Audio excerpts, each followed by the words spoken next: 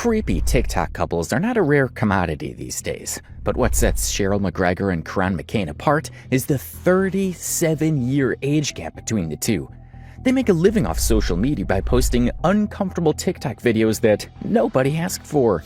It's get to know what's inside, no plea for me to lie. It's too greedy, it's too wide, it's too it won't fit, it's too much, it's too tough. She talk like this cause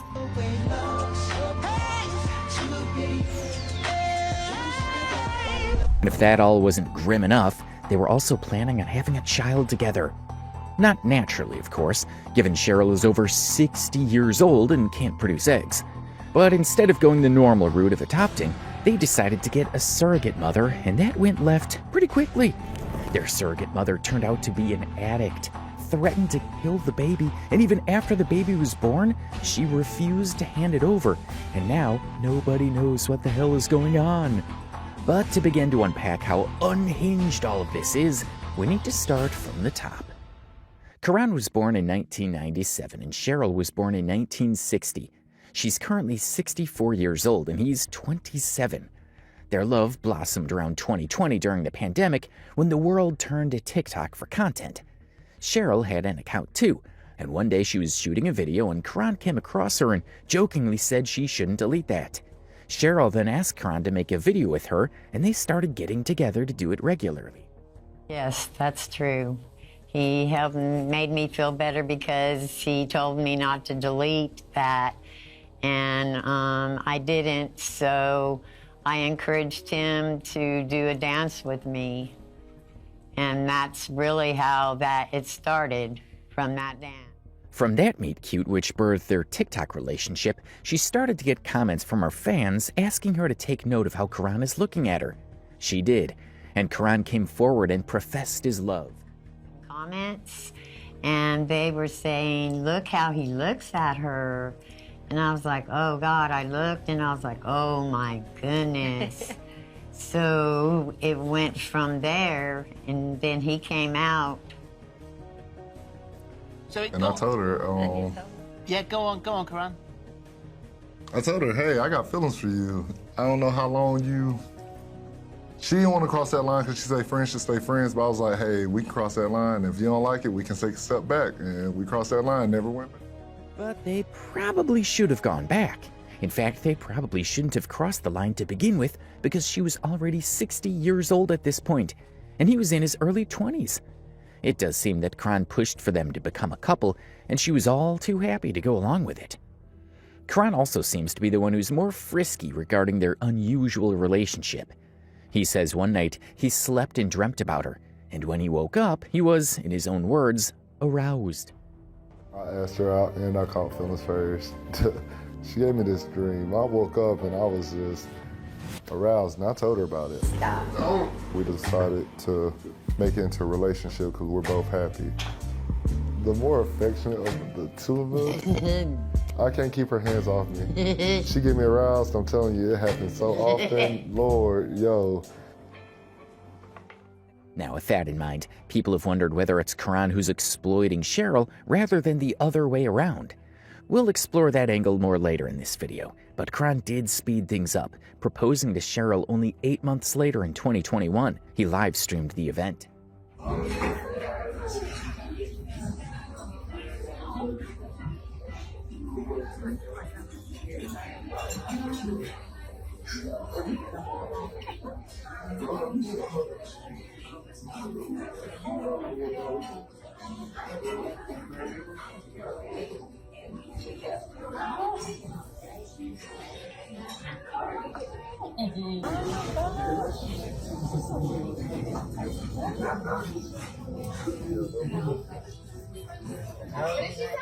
What she say?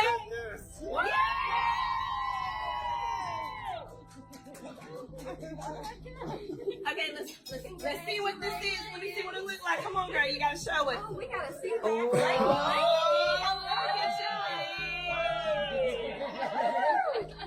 All right, congratulations. What's a little curious about that, though, is that he told his audience he was about to propose to her beforehand and allowed them to donate north of $3,000 for him to buy the engagement ring. He says it was a birthday gift, but it still is an eyebrow raiser. Nevertheless, they wasted no time and got married pretty soon after. They made it official in front of only 2 friends in Tennessee. Just like their engagement, they decided to live stream the ceremony, this time to 20,000 viewers.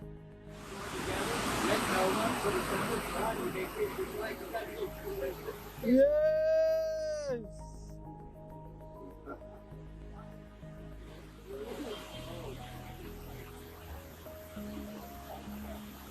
Congratulations! Oh. Our friends are married!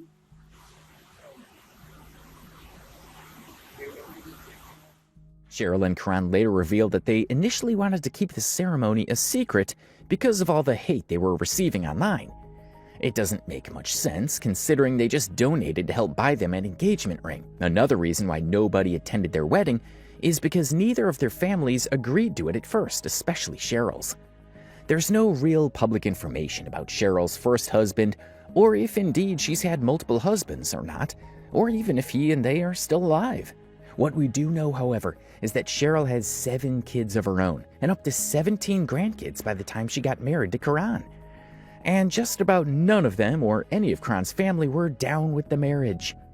Cheryl even admitted that her family thought Karan might be using her for money, and even after the wedding, only one of her kids is cool with their new stepdad.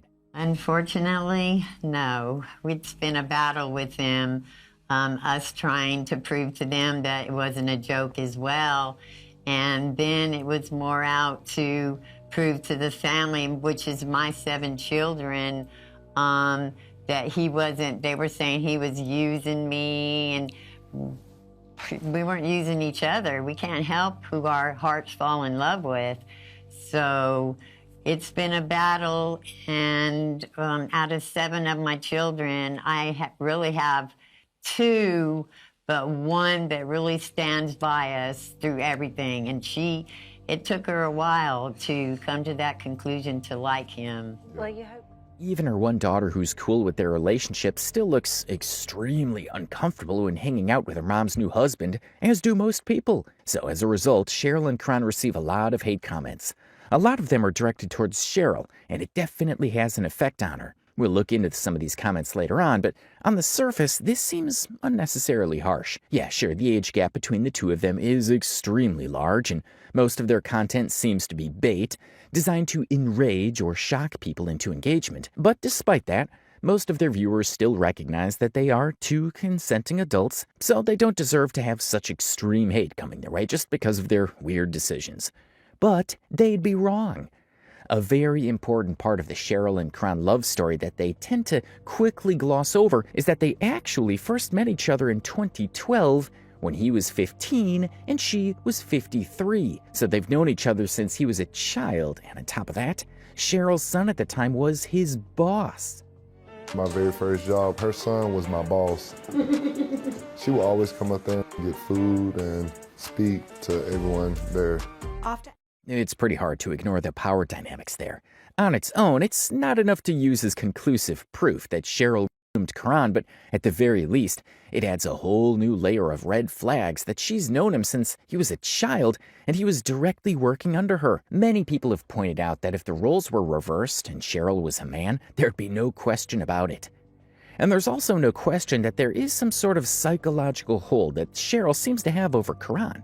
For one thing, Cheryl is the first and only relationship he's ever had, according to him. It's a fact that makes the whole situation a little bit more grim, as people claim that he latched onto an older lady without ever getting to know what a balanced and conventional relationship with somebody around his age looks like. For example, one of the first things he bought for Cheryl with their earnings was a brand new set of teeth. And we said, what have you spent your money on? And the first thing was you bought Cheryl some new teeth. Yeah, I had to. When me and Cheryl started, we had nothing. So starting from the bottom and growing, I told her I will make sure she has everything. She got new teeth, a new car, glasses. She lives a different lifestyle than when I met her because I said you wasn't You were living for your kids, you weren't living for yourself, so now it's time for you to live for yourself and treat a queen like a queen. A lot of viewers have claimed that Karan is a hard guy to read, and that the reason for that is because their relationship isn't real.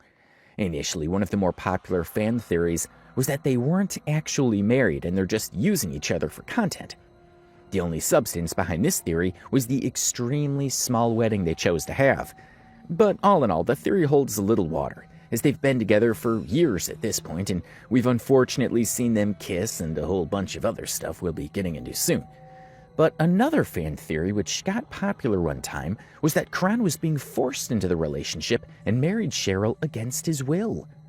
This theory made more sense than the last, because of the possible grooming that may have occurred. Plus, Karan did seem to encourage the idea by participating. During one of his live streams on TikTok, somebody commented, "Touch your hair if you're being forced to date Cheryl," and Karan did it. Cute Asian couple, we're the cutest, y'all know it. Y'all know, y'all love to see us, y'all do. Y'all do.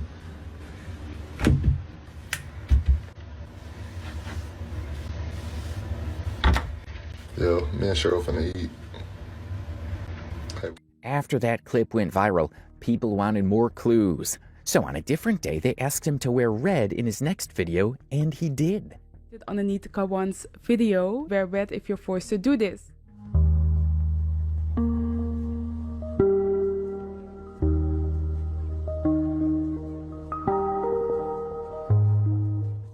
Amidst these moments, people then began to comment more frequently, asking Karan to do more things, and eventually, it would be Cheryl who responded to these comments directly in a video. But once again, they asked Karan to blink twice if he needed help, and he did. Y'all keep telling my man to blink twice if he needs help. My man don't need no help. He did end the video with a smile, so it's actually more likely that he's trolling and trying to whip up more engagement for their channel. But it's not a completely empty theory. There could be something there. He does seem to genuinely care for her, so it's not like she's forcing him to be her partner. But she could be forcing him to make content. It's like he said, they didn't have a lot of money or success before they started making TikToks, and since then, he's been buying stuff for her like new teeth, new glasses, and so on. It's pretty obvious that Cheryl enjoys making the content more than he does, and their relationship did start with her asking him to do a dance with her. Maybe he's tired of all that. He did dye all his facial hair to look older than he actually is. Was that his decision, or did she make him do that? Who knows? These are all just wild speculations anyway. We might be looking too deep into it. We're no body language experts or anything, but Karan quite easily could have been trolling. But that's not to say Cheryl couldn't possibly be a control. Plays the part. Baby's mixed because her baby looks like it's Guatemalan. Her baby looks nothing like my son. Nothing. It does not look nothing like my son. No resemblance or nothing anymore. Listen up. I know for a fact that Josh is not the father of Jacqueline's baby. We know it all belongs to Guatemalan. Jacqueline is nothing but a manipulating hoe trying to trap my son into marrying her 300 pounds nasty. Jacqueline trapped me into signing her baby's birth certificate, but there's no way I'm the father of her baby. When this test proves that my son Joshua is not the father of Jacqueline's Guatemalan baby, she can kiss my and my son.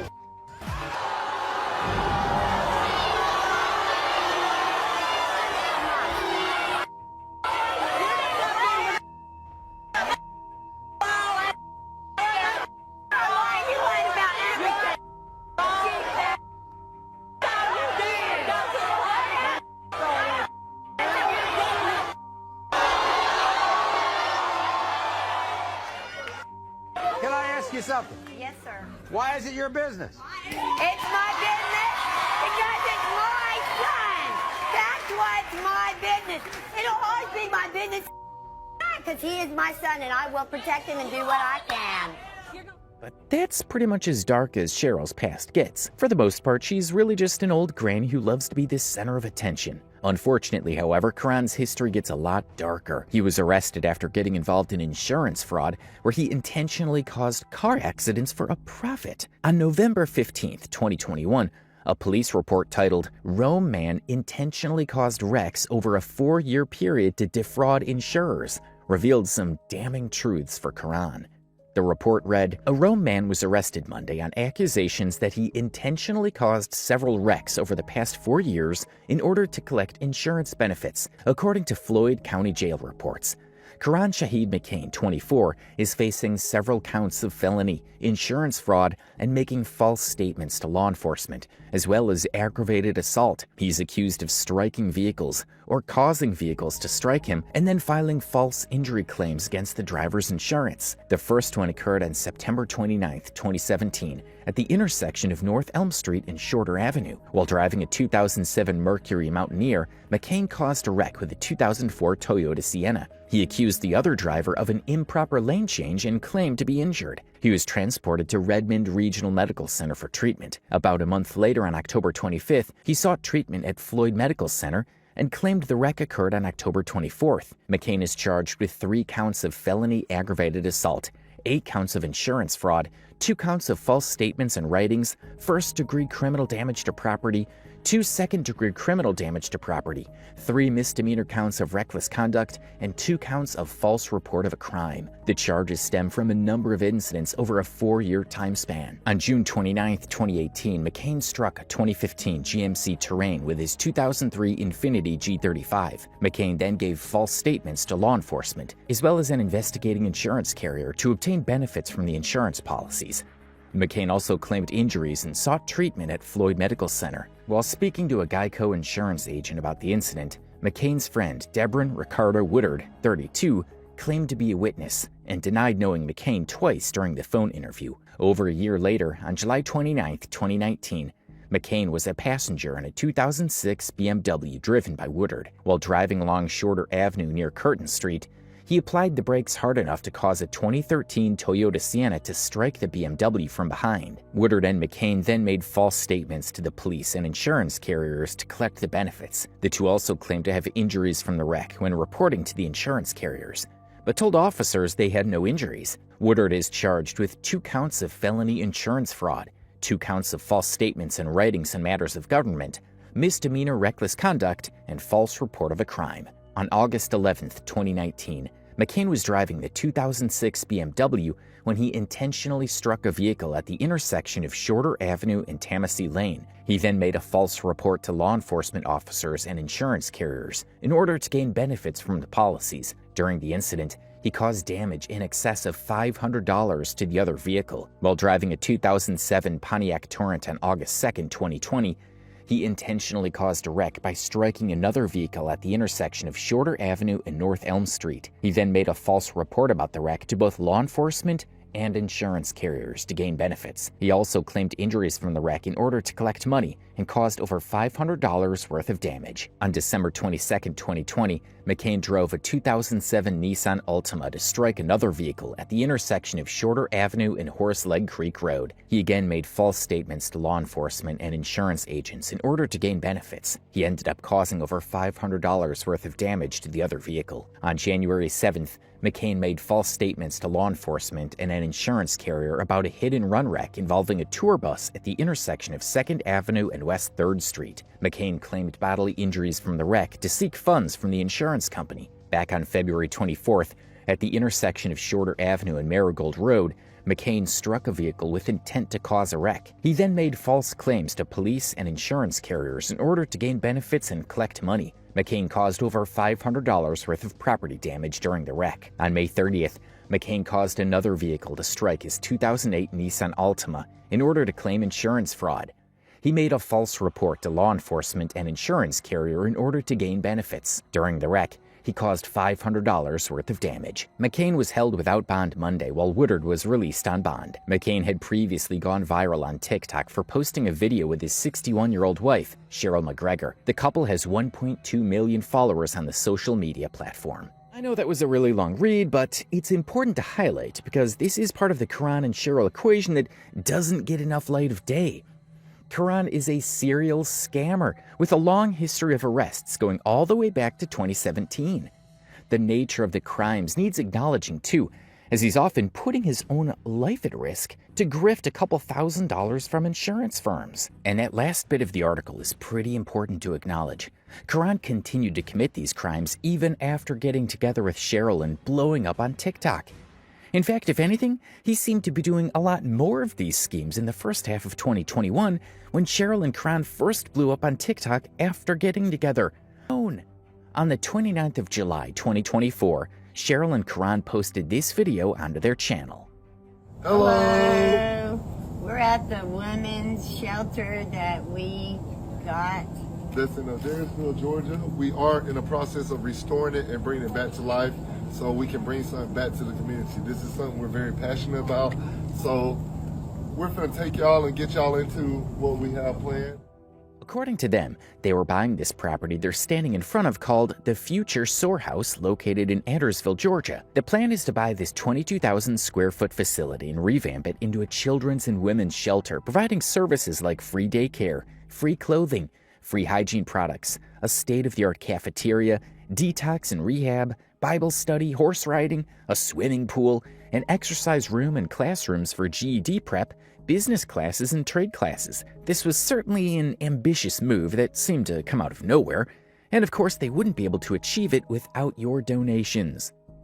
As you all can see, we have a lot of work to do. All donations are accepted and appreciated, even if it's just $1. We're also accepting any used women's clothes and children's clothes, babies' clothes, or all other baby products, toiletries, hygiene products, furniture, building material, and volunteers. We definitely need volunteers.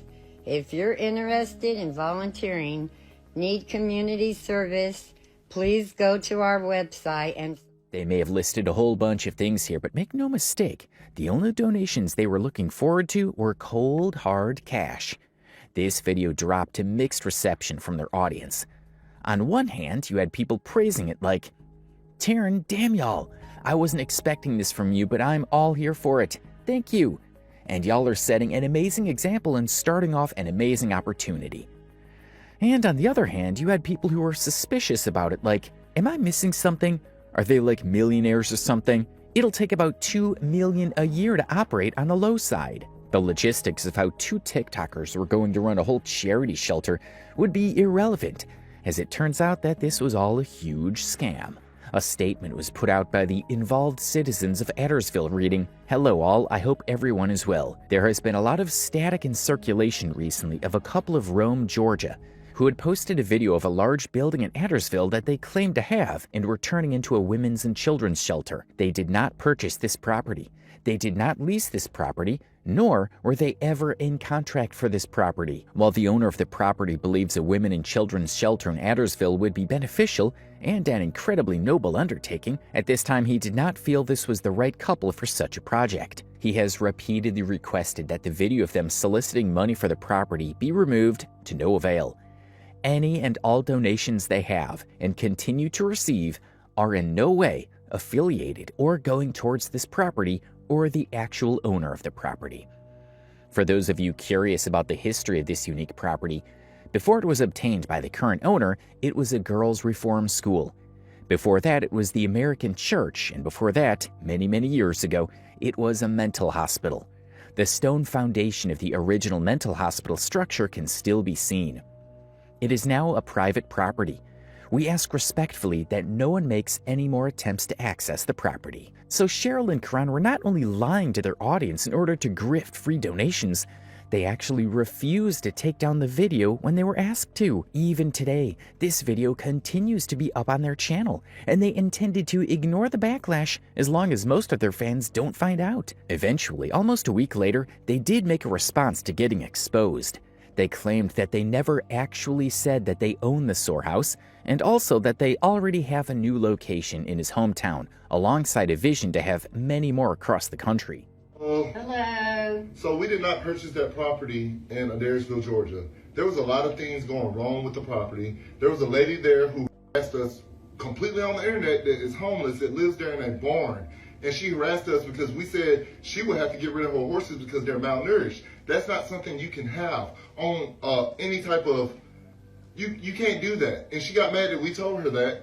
So this lady named Charlie, because she put herself out there, I don't care. You really are trying to violate us because we have a better vision and dream to help others. Regardless if we don't use that center or not, we found another place. And that's what I was saying. You tried to block our blessings, but just because we don't use that building doesn't mean the vision ain't there. We're still going to do this homeless women and children's shelter. And the best part about this, I'm doing it in my own hometown. It's not going to be in another town first. And this is not going to be the only storehouse because we're opening in many different states. Another thing, we never said we owned the storehouse. We teamed up with SOAR Kids to advocate for storehouse. Because of the things we're going through with our surrogate and the things we have been going through, it has been emotionally draining. So therefore, we don't want no one else to do with what we're going through. A homeless person, a person who's fighting addiction, a person, anything. We want you to get help. So therefore, that's why we're giving back to the community. It offends me because y'all, oh, it's so many people dying. Oh, this fake, this ain't whatever. I don't care what y'all think. God's going to make a way and we're still going to deliver. There is no reason for them to bash us and doubt us because, yes, it's a process, but we never signed a contract with them. We had checked out the place. We wanted to renovate one, but the place had debt. The man wanted us to pay his loans and debts off and all this stuff. It came with a lot of hassle. So what we've been doing all week is working, finding a building. We've been going places, looking for sponsors. We've been doing a lot behind the scenes. And y'all don't know that because we haven't gave y'all an update because we've been so busy. But since y'all need one so badly, we're here.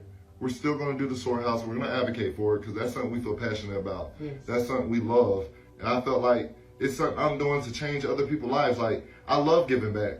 And that's the best way we can. So at the end of the day, we don't care what none of y'all have to say. We're still doing this. We're going to advocate for it because we feel passionate enough to help other people out.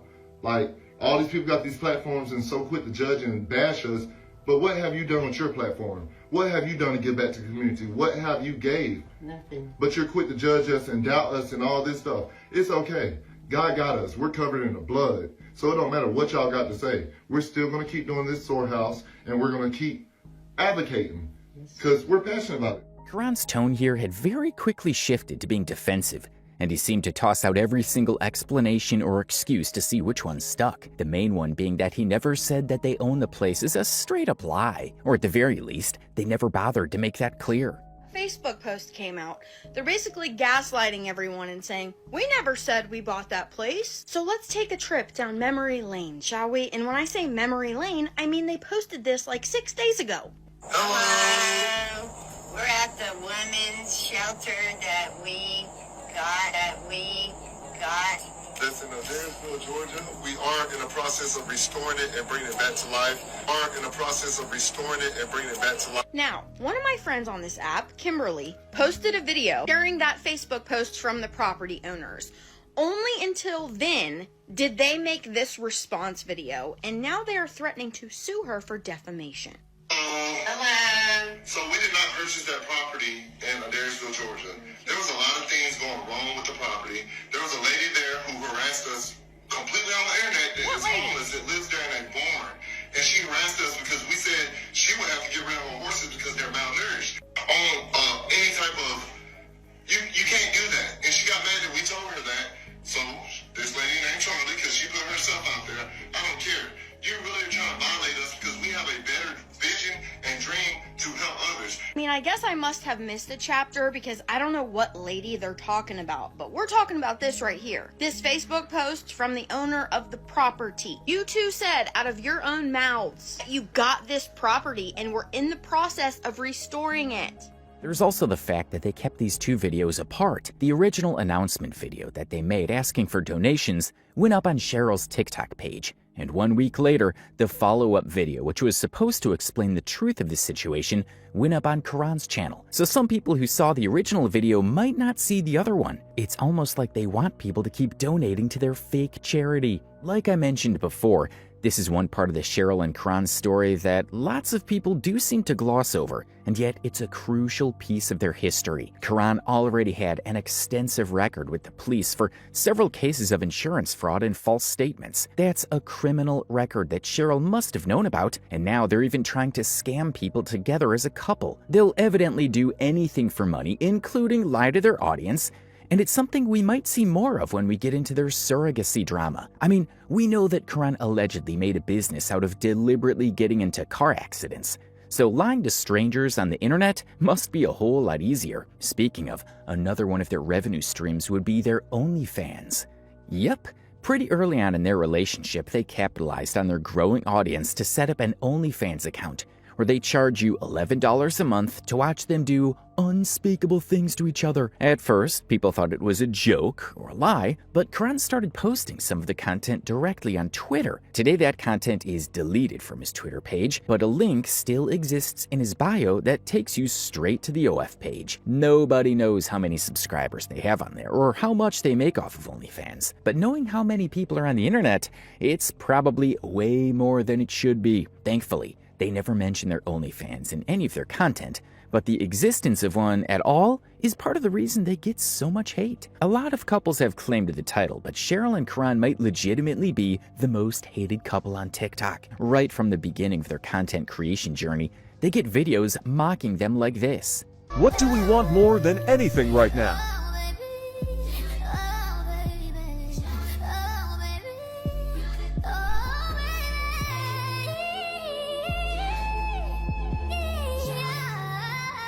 This particular video got over 16 million views and just under 2 million likes, and almost all of the 15,000 comments were making fun of Cheryl and Karan. Almost, though, because Karan did find this video and left a few comments of his own. This was common practice for both Cheryl and Karan when they started to go viral in 2021 and 2022. Karan especially would often find these videos, leave multiple comments on them, and demand they be taken down. But of course they wouldn't be, and such is the nature of the internet that when people saw that he often got triggered by content mocking him, they would just double down by posting more troll content.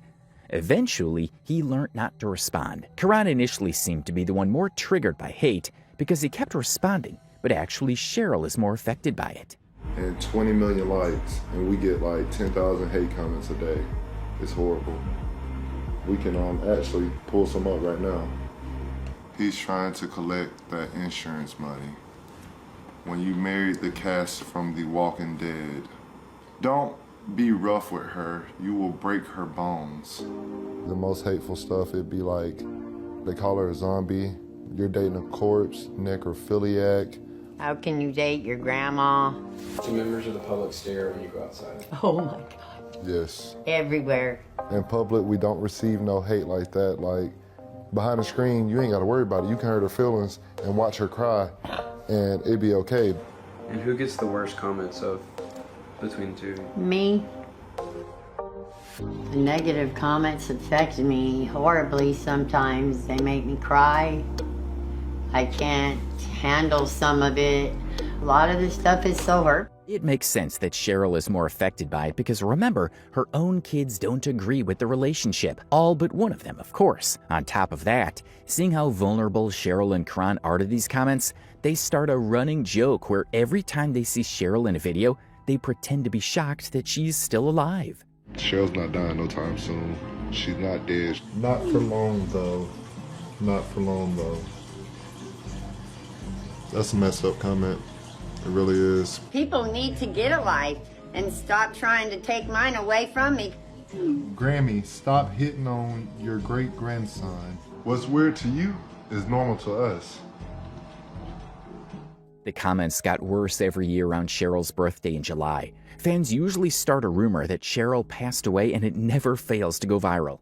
I don't know why y'all keep making these posts every year when it's my wife's birthday that she died. That ain't funny. It ain't funny at all. Like, she living right here. It's her birthday. She finna get glammed up, dressed up, bad bitch vibes. I'm telling you, but that shit y'all got going on, y'all ain't ruin her day. Y'all trying to, and we not gonna let that happen. Like, my wife feeling good. She's 54. You can see I'm pretty much alive. Yay, enjoying my birthday. Sorry to disappoint you. But y'all got the wrong one. Stop trying to put somebody in the grave before it's even her time. And TikTok, y'all up for promoting that video and boosting it, knowing damn well it's not a credible source, but y'all let the world tell that she's dead when clearly she's alive. Y'all do this every year. I'm glad we got tough skin now, because at one point that would have hurt us. Now, we don't even give a Even on a video like that, they still get comments like, Happy 100th birthday. I'm pretty much alive. My grandma is 74 and looks 10 times younger than her. It's like she's still here. Happy birthday, Queen. Despite putting on a tough face for the camera, Cheryl often gets overwhelmed by the hate. Honey, y'all, saying that I'm dead. I'm really alive. Alive more than some of y'all are, trying to live my life. But y'all are trying to put a damper on it by saying this. You're bullying, hurting me, my soul, my self-esteem, and much more. And people, my relatives, calling me a Jew and 12 o'clock in the morning. Want to know if I'm still alive. What? Still alive? I'm breathing just like you are? I don't get it. This needs to stop. It's not no joke, no prank. To be messing about death. You need to think about it really seriously. Do better. Do better. Stop hurting people by saying death unless it's true. And once again in the comments, the hate is the same. It doesn't even matter that she's crying. It's unfortunate that it gets to them so much, but you can't really say they don't deserve it. Almost every aspect of their relationship is uncomfortable. They have a criminal past, and they deliberately play into people's natural distrust of their relationship to create engagement. At the end of the day, if you post rage bait, you can't be crying about it when people respond with outrage. And the funny thing is, none of what we've covered so far has been responsible for their biggest controversy. Not the extensive criminal allegations, not the constant death rumors, not even the grooming allegations. No, what's brought this couple to the front of everybody's attention is their long and confusing search for a baby. Cheryl and Kron's desire for a child, or as they like to put it, their surrogacy journey, has developed into a deep and confusing saga. So much so that it's now nearly impossible to recount all of the events in chronological order, but we'll try anyway. Cheryl and Kron's desire to have kids is a component of their relationship right from the very beginning. They made several TikTok videos teasing the idea. I want more than anything right now.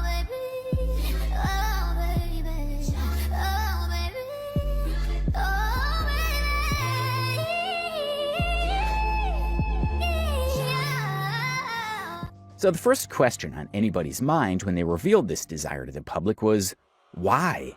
Why would they want to raise a baby together? From Karan's perspective, it at least makes some sense because he's young and he's never had the experience of being a father before. But that's not the case with Cheryl. Like we mentioned before, Cheryl has 7 kids and up to 17 grandchildren. Some of her 7 kids are even older than her husband. So she really should already be fulfilled in terms of any motherly need to raise children. And to address the elephant in the room, she's way too old to be raising a child.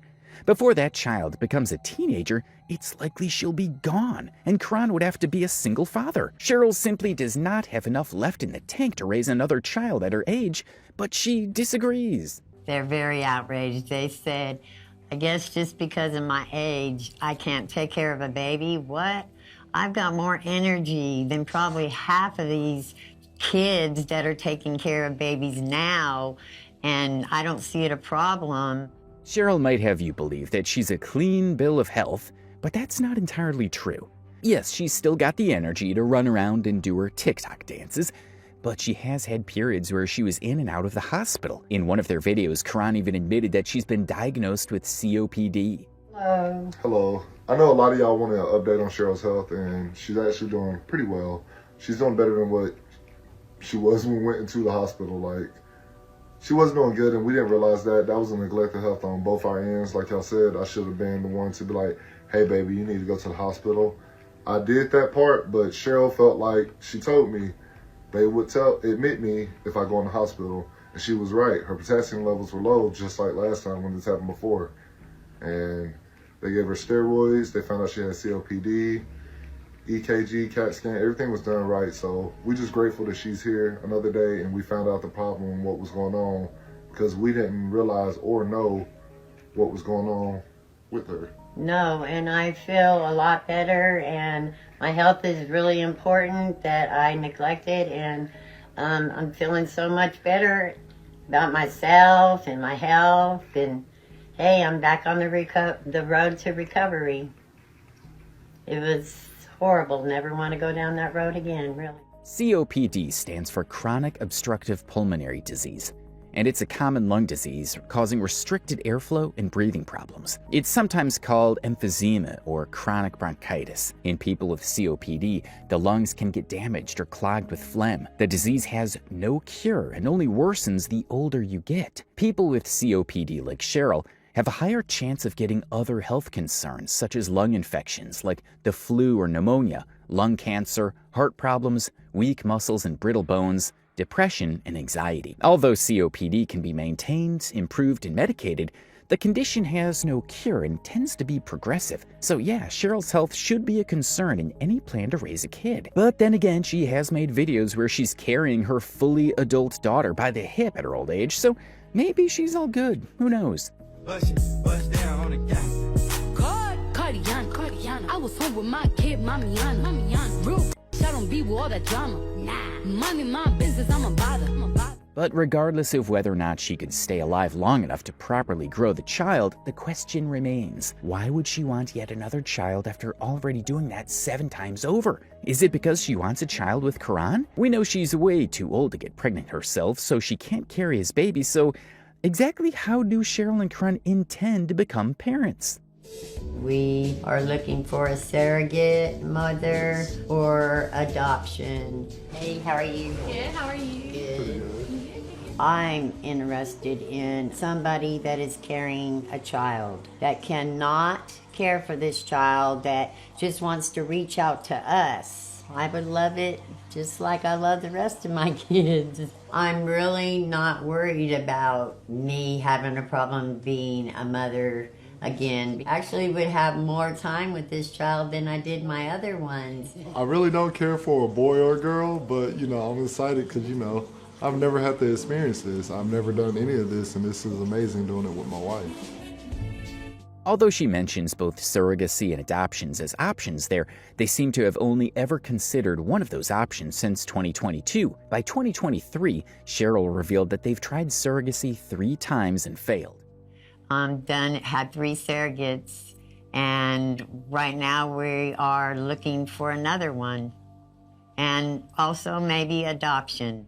By 2024, we find out that they tried and failed with a 4th surrogate and ended up trying again for a 5th. It begs the question, at what point did they consider adoption then? They keep mentioning adoption as an option, yet almost after 4 years and 5 surrogacies, they haven't moved in that direction at all. You imagine the reason they want a surrogate so bad is because they want the baby to at least carry Karan's genes, since there's already no chance for Cheryl. That's not for a lack of trying anyways. They allegedly did ask one of Cheryl's daughters to donate her egg, and she of course refused. We imagine it's Ashley, since she's the only one of Cheryl's 7 kids who still even talks to her mother after her marriage to Karan. And even Ashley has an awkward reaction when told by her 63-year-old mother that she's planning on giving her a new baby sister. Baby, do you think it would be a problem? No, it wouldn't be a problem. So you're ready to welcome in another sibling? Yeah. I'm ready to have another brother or sister. That potential sibling would be younger than her own kids. But back to the point, Cheryl and Karan really wanted to have a baby, and they were hell-bent on the surrogacy route. And after a string of bad luck with surrogacies, Cheryl posted this video on her page teasing a baby, and it almost broke the internet. I don't give a I got my mind made up. After gaming the audience for engagement, however, they did explain the situation in a follow-up video. Yes, we are having a baby, but Cheryl is not pregnant. That's a lot of things that y'all don't understand. We have a surrogate. A surrogate is someone who carries the baby for someone who's incapable of having children. So I have no eggs, so his sperm and a surrogate's eggs is how we are getting our baby. It's a traditional pregnancy, so we're not using Cheryl's eggs at all.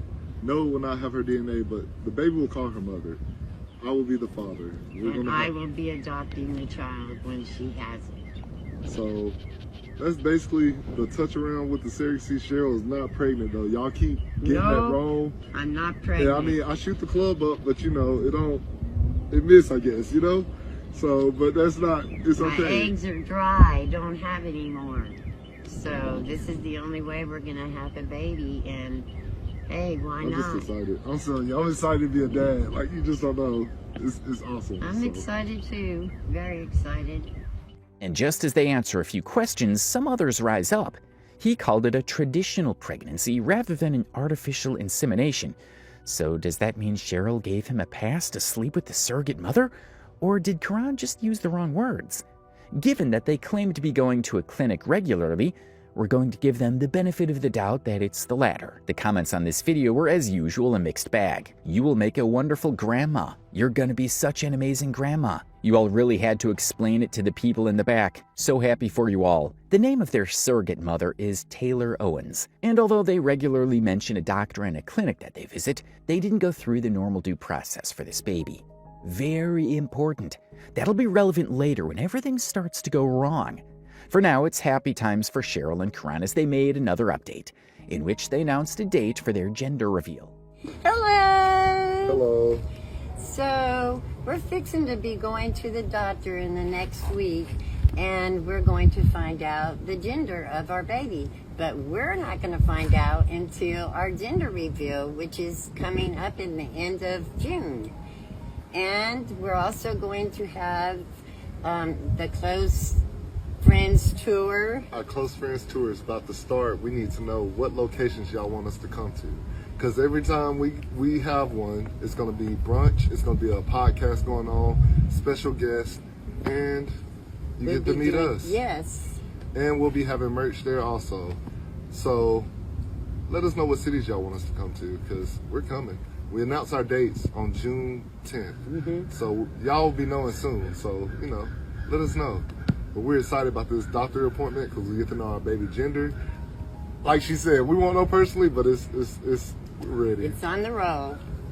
But from here, the cracks begin to show. Out of nowhere, Karan made a video whilst crying, stating that the surrogate mother was actually addicted to illegal drugs and substances. But even worse, the surrogate texted him on Father's Day, saying that she didn't want to have the baby anymore.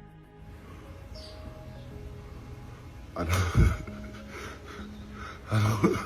This is so bad. And as usual with whenever Cheryl and Karan drop an update on the situation, this raises more questions than it did answers. Fans wanted to know if everything was okay and tried to be as encouraging as possible, but a few questions have come to mind already. How did they not know that their surrogate was hooked on drugs? Did they not do any background research on her? Was her history not on record? Didn't she sign a contract? If she did, then she wouldn't be able to abort the baby, right?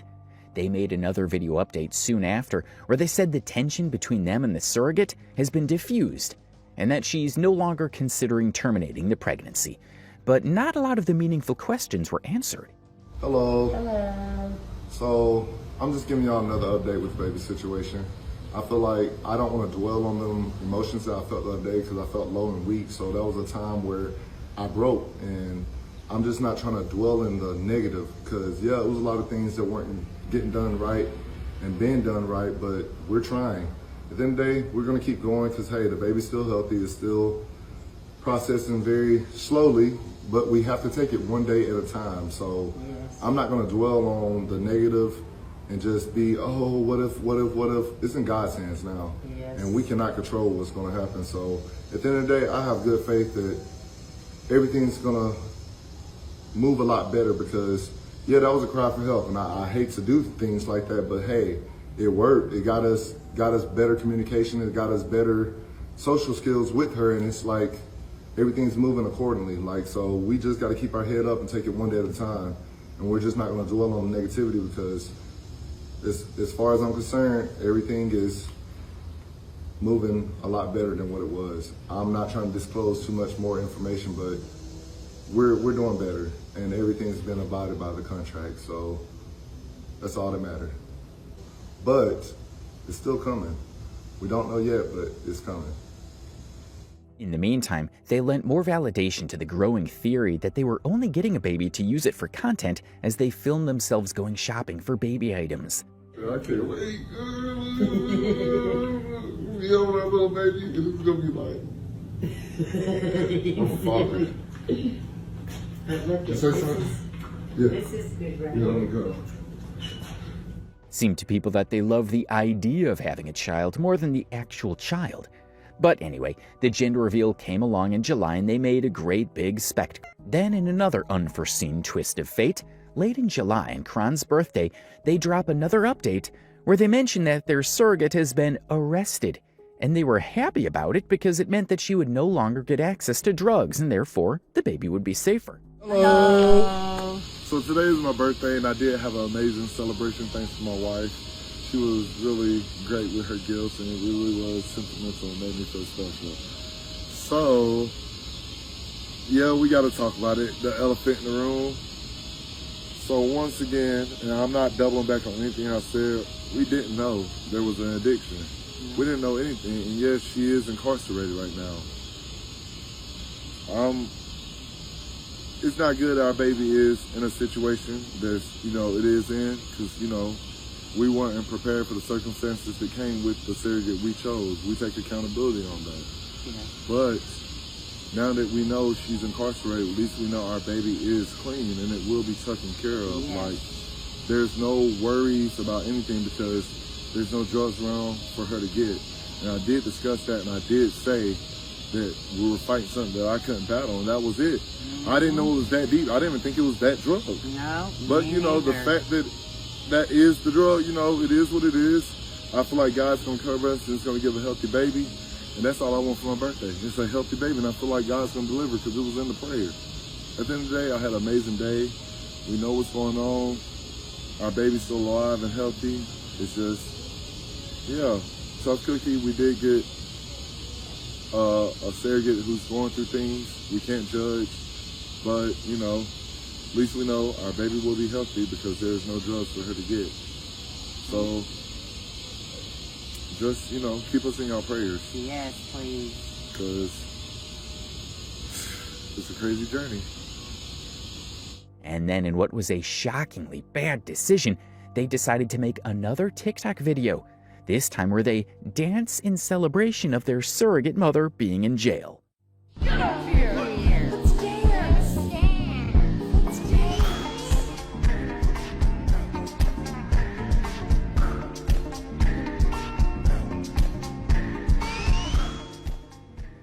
If you don't understand why this is a bad decision, well, let's lay it out.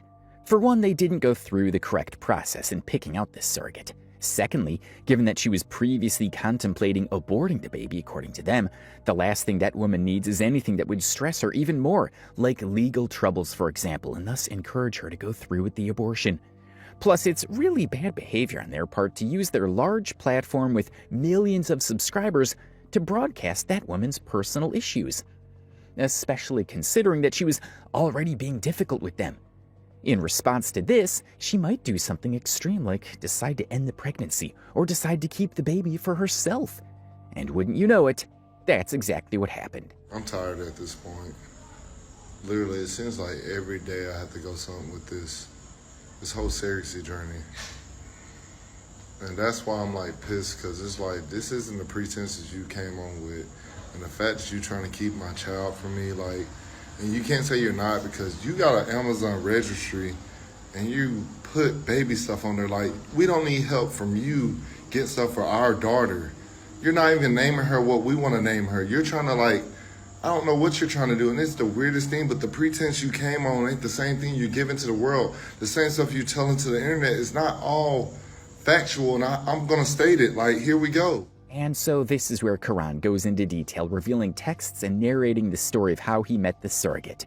He showed texts that proved she was the one who offered to be the surrogate. And furthermore, he revealed that she's been asking him for a lot of money when she initially promised she wouldn't. I am someone who cares about what goes on in people's life.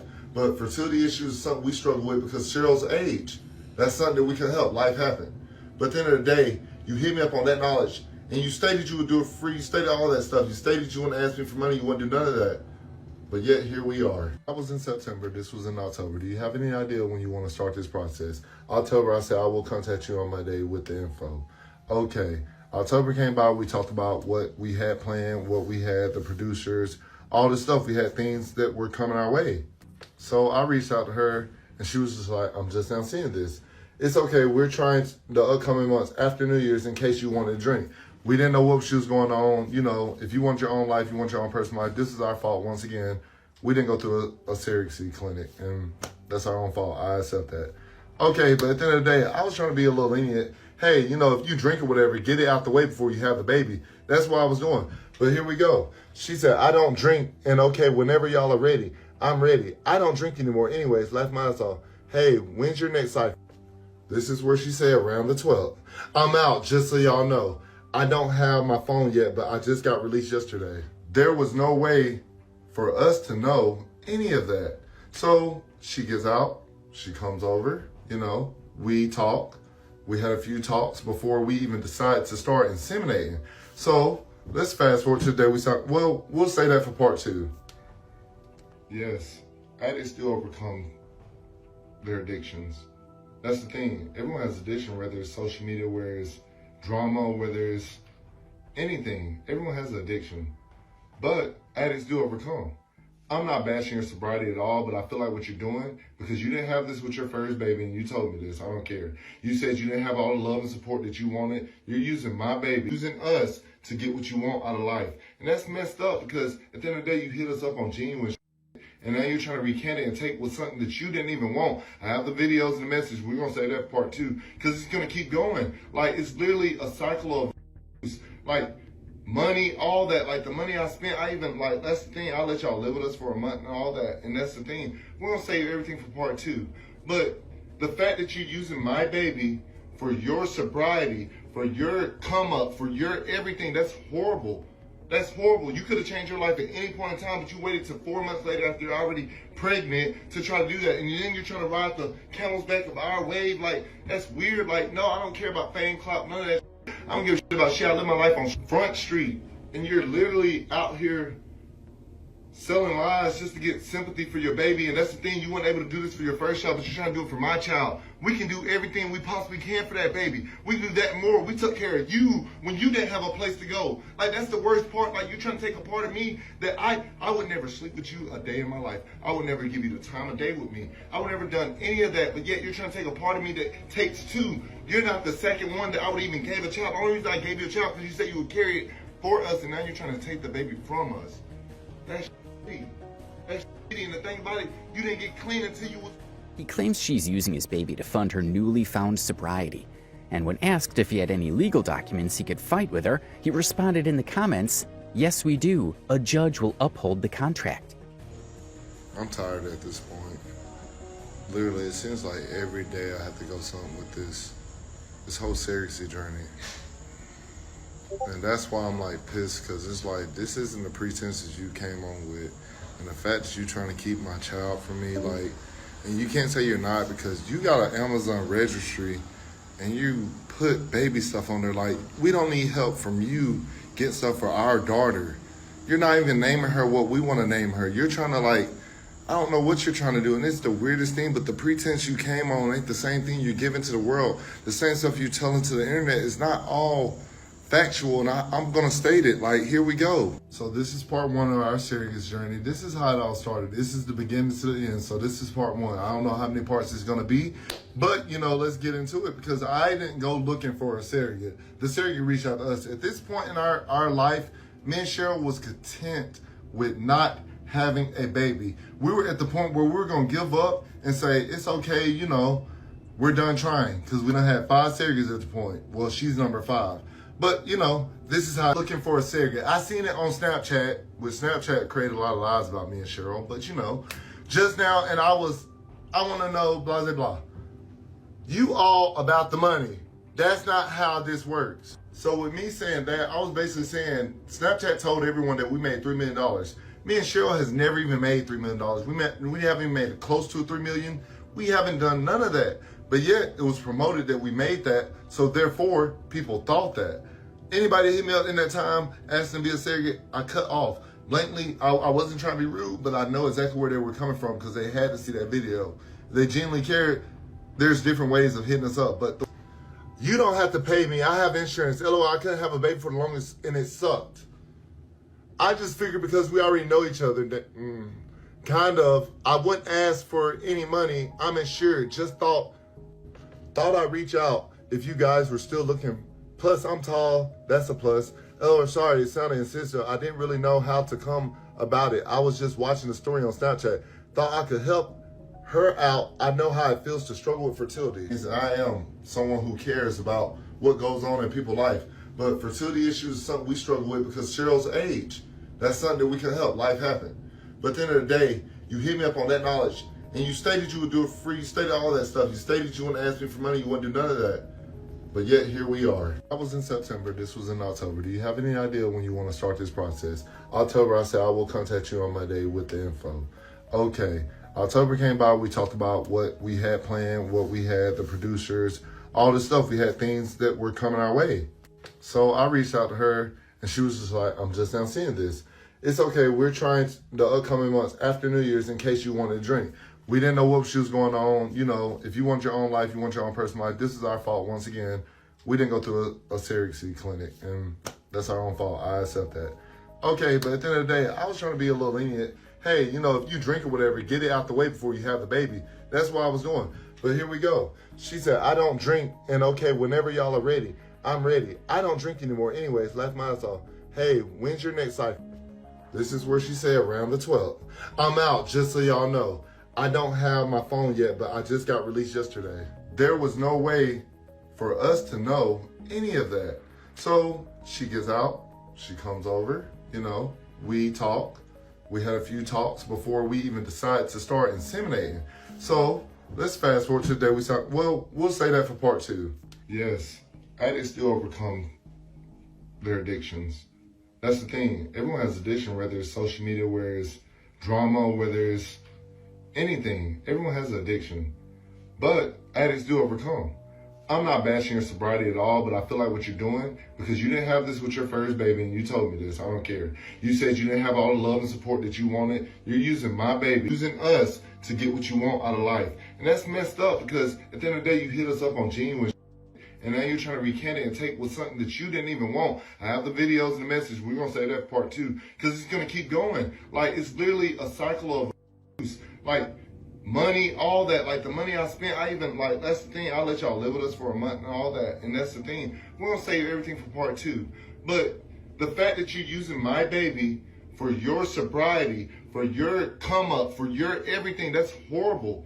That's horrible. You could have changed your life at any point in time, but you waited till 4 months later after you're already pregnant to try to do that. And then you're trying to ride the camel's back of our wave. Like, that's weird. Like, no, I don't care about fame, clout, none of that shit. I don't give a shit about shit. I live my life on Front Street. That's shitty. And the thing about it, you didn't get clean until you was with my baby. That's the thing you seen. Oh, I got a chance of life. I got a second chance after I done so much in my life. I can him over again and the world over and him over and like, that's all you want to do is people over. But all I did was give to you. I gave to you. I didn't want to fight. I didn't want to battle. Every time you asked for money, I gave it. When you needed food and you were starving and begging me for food, I brought it to you, even though I didn't have to. But I'm the one who's going to suffer. I'm the one who's going to have to go through this battle. And that's the thing. This is the whole point of all of this. I don't want to make you like, what I want to do is shed light to the situation and how we got here, because you keep false interpretations. I am pissed. I am hurt. I am angry. And that's all because of what you're doing to us. You're causing turmoil in my marriage because you know your intentions. Cheryl wants to say so much, but she's keeping her mouth closed because she doesn't feel like this is her battle. When it comes to that court, it's going to say Taylor, Janet, and Karan McCain on it. So at the end of the day, part 2 is coming up. But in the next video, he admits that he didn't follow due process and regrets not going through an actual surrogacy clinic. He stated once again that he was ready to fight this in court, and after this video, he didn't post any updates on the subject till 2 months later in October 2024. There he said that Taylor was now insisting on keeping the baby and stopped cooperating with them entirely. She was allegedly supposed to meet up with Karan for a DNA test to prove whether or not the baby was his, but she never showed up. So originally I didn't want to talk about this, but the fact that, you know, she's trying to keep the baby and everything, I don't want to discuss it. I don't have time for the mental capacity of dealing with the hurt and pain that she has caused in our life. So, you know, we've been seeking therapy. We have been in therapy. We haven't been seeking it. We've been in it. and we've been coping with the hurt. Like, you know, it is what it is. I don't have no hate in my heart for her, but, you know, the right thing to do was to come to the DNA test. We didn't do that. We didn't get that. And, you know, it is what it is. But I'm not dwelling on that situation no more. I'm doing too many things in life to be worried about a situation that's out of my control. So until we find out who baby it is, that's all we can do is wait. I'm not dwelling on it. I got too many things to look forward to. A beautiful wife, a beautiful life, and we're gonna keep it going. In December, the baby arrived, and so did Karan's next update. He stated that Taylor, the surrogate mother, was now outright denying that the baby was his. Karan sounded defeated, and the whole thing sounded like a scam. He believes Taylor used the baby to collect benefits from him. I've been asking for a baby update, which I don't even know what to tell y'all because it's not one. The baby's alive and healthy. It's well. It's here. But she alleges it's not mine. So at this point, that's why I haven't been posting. I haven't been doing nothing because it's just mentally exhausting. Imagine about to start a family with your wife and everything gets ripped apart. And then it comes with lies, drama, manipulation, and it was a scam. So it's like we got the shit end of the stick. Yes, we do want a family still. Yes, it's a lot, but like I say, all I can do is get a DNA test and see. But after that, I'm moving on. Like, literally, I'm not gonna dwell on a situation where, you know, it caused hurt and pain in my life with me and my wife. It's not easy to deal with because, hell, this was supposed to be for us. This was ours, but the whole time, that person knew that it was possibly not mine, but still got money, got food, got everything she could out of us, because that's what people do when they don't care. So at the end of the day, yeah, we know we messed up by not doing it the right way, but at the end of the day, we're not just gonna sit here and dwell on, oh, we lost a child, it's not ours, it's not this and that. I'm gonna get a DNA test, and we're gonna leave it at that. Like, I don't even know what to say no more. Like. Then a short while later, Karan dropped another update where he ran into Taylor at Walmart. All I know is I tried and I'm done with the situation. The only reason I'm going to court is to get back what I gave you because, once again, it's not mine, it's not mine. But everything I've done out of the kindness of my heart will be returned to me. Everything that is owed to me will be gave to me. Like, no, we didn't, this was all. Only reason I'm mad today is because I went to Walmart and I asked like an adult. Like, I seen her and I was respectful. I walked up, I was on the phone, and I was like, hold on, to my phone call, and I was like, so it's baby mine or not? I'm not doing this and whatever. Is it mine or not? Like, literally. Tried to make a scene.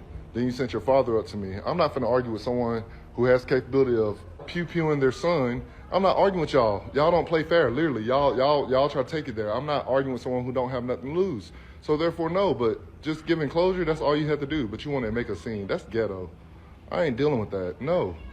And all y'all justifying her actions is sick, because it was a scam. They chose to move in, they chose to hit us up, they chose all that. She already knew she was pregnant, she chose to give us hope. We've been fighting for a family for years.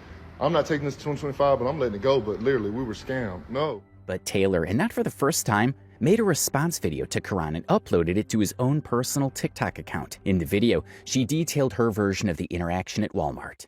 But I'm going to anyway, because I'm getting really tired. I'm getting really fed up. I've worked my ass off, and I'm really getting tired of playing this game. And I didn't make a scene at Walmart today.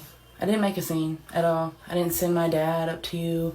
You walked up on my whole family. You walked up on my kids. You walked up on me. You walked up on my dad, if you really want to tell the truth, because I'm going to set the scene for you, okay? We are walking out of Walmart. Olivia on my chest. Tylen is in the wagon behind me. My mom is in front of me. And my dad is right beside the wagon, right beside Tylen's wagon. I can see him. He's literally in my peripheral. He's in a bright orange shirt, okay? We're walking out, and I saw Karan walk in the first set of doors. I saw him. He was looking down at his phone, so I was praying to God he didn't see us. We were walking out, and we got out, we walked out, and nothing was said at that point, so I assumed that it was done and over with because I saw him go through the, next set of double doors to go all the way into Walmart. meaning he had to turn around and walk out, because at the point he got up to us, I was about to walk past the first handicap parking spot. My dad, I hadn't made it there yet, so we're still like in the white lines where people get to walk from the parking lot, from where you park your cars, on that little path to go into the doors. Traffic is stopped, okay? That's where we are, because he's blocking traffic. And I turn around and he goes, "Don't worry, it's just me." And I immediately just said no. No. I didn't yell. I didn't scream. I just said no. We're not doing this, no. And my dad didn't walk up on him. He walked up on us. My dad just cut him off to prevent him from following me, because I'm going to the truck. I'm not doing this. I got my kids with me. I'm not doing this. You like to make scenes? I know you do, okay? So no, we're not doing this. I keep walking to the truck, okay? My dad is kind of blocking him, okay? And he just keeps yelling, "I'm trying to be an adult. Is it mine? Is it mine? I'm not going to take you to court. I'm not going to do anything. I just want to know, is it mine?" There was no scene, really, on my end. And I just said no. No.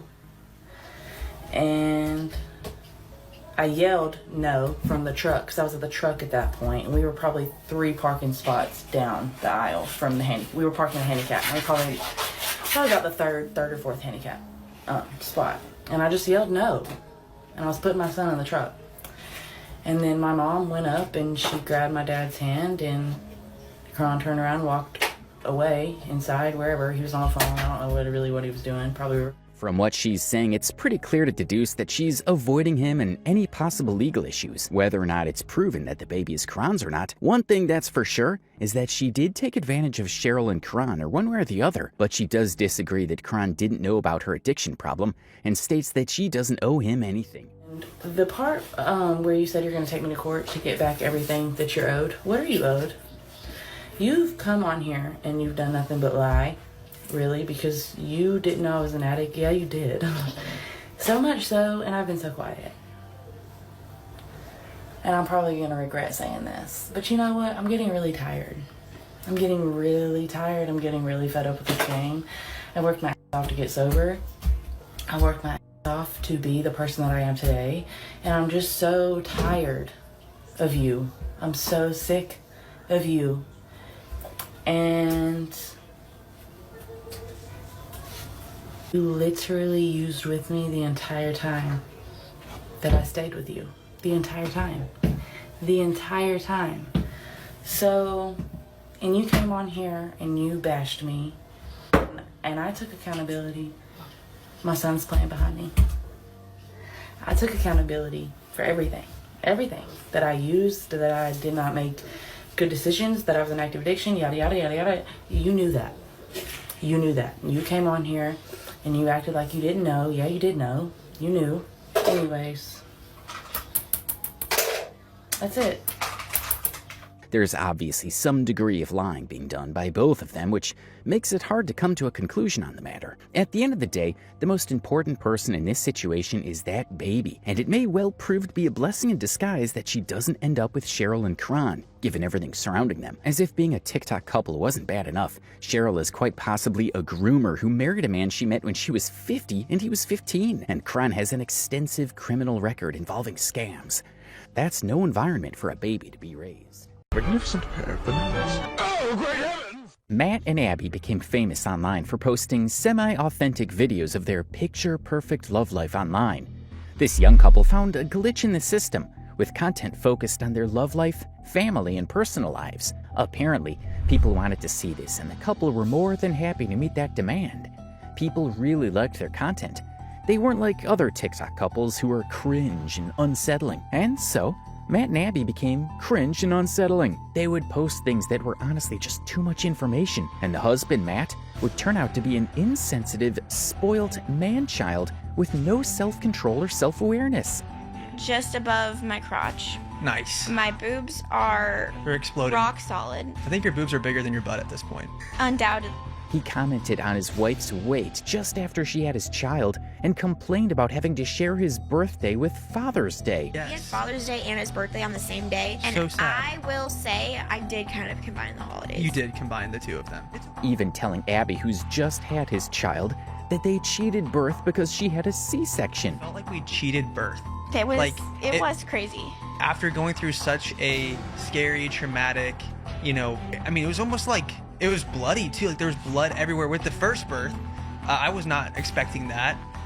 So with this one, it felt like we cheated because if we just like walked into the hospital, walked into this room, boom, you're open and here's our kid. It was just like so quick. I was like, there's no way. And if you're feeling sorry for Abby, thinking she's a victim, don't. As you'll find out, she was the main culprit when they left their infant kids alone in a room while they went to a fancy dinner on a luxury cruise ship. This couple is wild. Let's start from the top. The most important thing to remember about Matt and Abby is that they've been together since they were kids. Even now, in 2025, Matt is 26 and Abby is 25, which puts them at age 21 and 20, respectively, when they started making content 5 years ago in 2019. They made travel vlogs and a couple of challenge videos. It was nothing too special. They weren't the first couple to make videos like that, and they wouldn't be the last. What did make them special, though, was that they were already married at that age. Being an extremely young yet married couple meant that they connected with an audience who were shocked and impressed by their level of commitment towards each other. They started going viral in 2021 with content like this.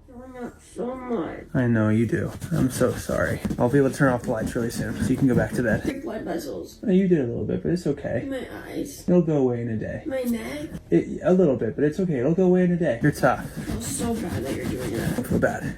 It usually follows a format where Abby goes through a tough moment as a pregnant wife, and Matt, the superhero husband, is right there to say the sweetest things to comfort her and handle the situation. What most people love about content like this is the relatability of it. A lot of the audience, comprising mostly young women, either admire Abby for staying strong whilst pregnant, or Matt for being the perfect husband. Or at least, that's the vibe you get when you read the comments. What I love is that he didn't lie to her and make her feel better at that moment, even though she couldn't tell. He could have said, "No, you didn't break any blood vessels, you look great." But he said, "You did break a little bit, but they'll be back in a day." That simple honesty means the world to people. This is what love looks like. He isn't just cleaning up after her, he's saying exactly what she needs to hear. I love it. The moment you know he's a keeper, you're feeling at your worst, and he still treats you as the best. So yeah, that's the vibe of these videos. If you ignore, of course, that Matt took the time out to set up a camera before cleaning up the vomit. Whilst it's definitely a sweet moment, you gotta knock 20% off when it happens in front of an intentionally set up camera. You just have to. Another example of this is Matt reacting to the news of Abby being pregnant only 5 months after their first baby. It's gonna be alright, Abby. It's just getting darker. It's gonna be okay. I'm pregnant. It's a good thing. It's Matt, are you okay. happy? Yes, of course. Okay, but 5-month-old. I know.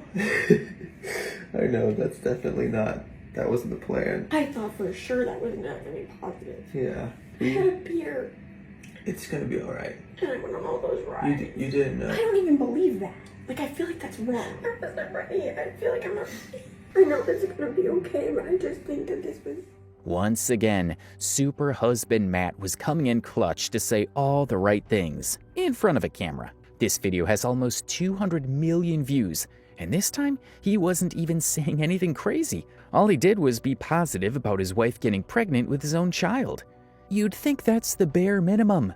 But once again, you've got comments like, "Damn, this is the most healthiest relationship I've ever seen. No arguments, no shouting, just pure understanding and compassion for each other. The way he reassured you that you had no part in intentionally harming the baby is so adorable. She said we have a 5-month-old. He like, I know, the calmest and most supporting I know I've ever heard." And rinse and repeat. This would be the formula for success. People had to think the relationship they presented online was healthy and fabulous. Otherwise, there would be no 7 million subscribers and no channel. But this is where the issues began to roll in. Matt and Abby had another one of their clips go viral, and this time it was for the wrong reasons. Don't be fooled by me picking up my house because I'm not typically the one that does it. And don't be fooled by me taking care of my son because most of the time my wife does that too. Abby really wanted to go to the gym tonight, so I'm on Griffin duty and I wanted to surprise her with a clean house when she got home. In our relationship, we naturally take on more traditional marital roles, and I don't think there's anything wrong with it. So a couple of things just went wrong in a matter of seconds with this video. First off, he talks about traditional roles when his wife Abby does the same job as he does. It really just seems that the traditional roles he's speaking about only apply to him because then he doesn't get to do anything around the house. But his wife does everything while still working the same job he does. They're both TikTok creators, so it's not like he's working 9 to 5 in an office building or anything like that. It makes no sense. Secondly, he seemed to imply that things like cleaning his own house and taking care of his own son are roles that only a wife does in a traditional household rather than the bare minimum any husband should do. Even with traditional roles, having traditional roles doesn't mean he gets to have a gold star for the once-in-a-blue-moon event of him picking up a mop or taking care of his own son. And then thirdly, what many people found annoying in this video, literally framing. Matt said, "Don't be fooled," which is a very weird thing to say because the only reason why anybody would be fooled into thinking he does a lot of work around the house is because he posts literal hundreds of videos of him doing work around the house. Remember earlier when we saw a clip of him cleaning up vomit? Content like that would suggest to people that he rather does do a lot of cleaning, but guess not. Apparently, it's pretty easy to turn a camera on whenever you want to do a nice thing for your wife and pretend you're the best husband ever. This video was an accidental self-report from Matt, and they received backlash from their audience. Some people who were less familiar with Matt and Abby thought this might be intentional rage bait, but it wasn't. As you'll see in this video, Matt and Abby had a habit of accidentally saying the wrong thing and responding poorly to criticism. After staying silent for a few days, Abby would respond to the situation while Matt remained quiet. We have different roles. Consider one another's interests and strengths and allocate tasks accordingly. We both take work tasks and we both take household tasks. But I do tend to take on more of the cleaning and taking care of our baby. That's what I enjoy and what I'm good at. My husband is pretty much responsible for the bulk of the business tasks, financial responsibilities, cars, insurance, and so on. I don't want to do those things, and I'm not good at those things. However, that's not to say that we never cross over into one another's territories when one of us is feeling overwhelmed. Matt definitely does tasks around the house, and thanks to the nature of our work, he is the most involved father. He's literally such a good dad that it's ridiculous I'm even saying that. Like a true out-of-touch influencer, Abby sounds extremely defensive and does not seem to understand the criticism at all. Plus, although she claimed that he handled all the bills, they made a video just 1 month prior where he forgot to pay the water bill for 7 months and had their water supply shut off. So Abby's literally just covering for him here, and she does a lot of that in general. And in true influencer fashion, they capitalized on their popularity by making a podcast to partner their main content. Although, unlike most other influencers, they seem to have a handle on it. They've got relevant topics they're informed about. They invite some really good guests, and unlike the Hawk to a Girl, the podcast they run is actually related to their main content. When people tell me I look manly, they're like, "Oh, Abby's gone overboard." Shut up. Literally, shut up. Nothing ever makes it okay to comment on someone else's body. I think they're just jealous. I think they're jealous I that think you they look see good. a woman with muscles and I'm not even that strong. Like, I will say, like, I'm proud of the way my physique looks. I can't lift a ton. I mean, let's be honest, you are pretty jacked. You are pretty strong. But do you hear what I'm saying? Like, visually, I think it looks like I am stronger than I am. You can beat a dude in a push-up competition, and you've done it before. Okay, you've done it at the gym. I know you have. I can whip out some push-ups. What I'm saying though is that, like, the fact that you're attributing muscular with masculine makes me angry because women can be muscular and feminine. What's funny, Abby, is like it you irks just me. You are jacked, but you do not look manly. You look so feminine. But as usual with lifestyle podcasts by influencers, Matt and Abby either mostly share information that they really need to keep private, or they accidentally say something that exposes their true nature. It's easy to present yourself as sweet and harmless for a 1-minute TikTok video, but when you have to consistently speak for an hour in unscripted content, that mask will just about begin to slip. Most of the time it was really Matt who made the slip, and Abby would just go along with it. Take the Father's Day saga, for example. The conversation point seemed to start as a joke when Abby announced that they weren't going to celebrate Father's Day that year, but they were instead going to celebrate it 3 months later in September. Yeah. So we've decided as a family that we are not celebrating Father's Day this year. It is so sad. I'm so disappointed. Not celebrating it on Father's Day. But in September. And the reason why they're kicking Father's Day 3 months down the road is because it happened to be around the same day as Matt's birthday. Father's Day, it's always in June, and it's like Last always year around. was June 18th, which is Matt's birthday. So he had Yes. Father's Day and his birthday on the same day.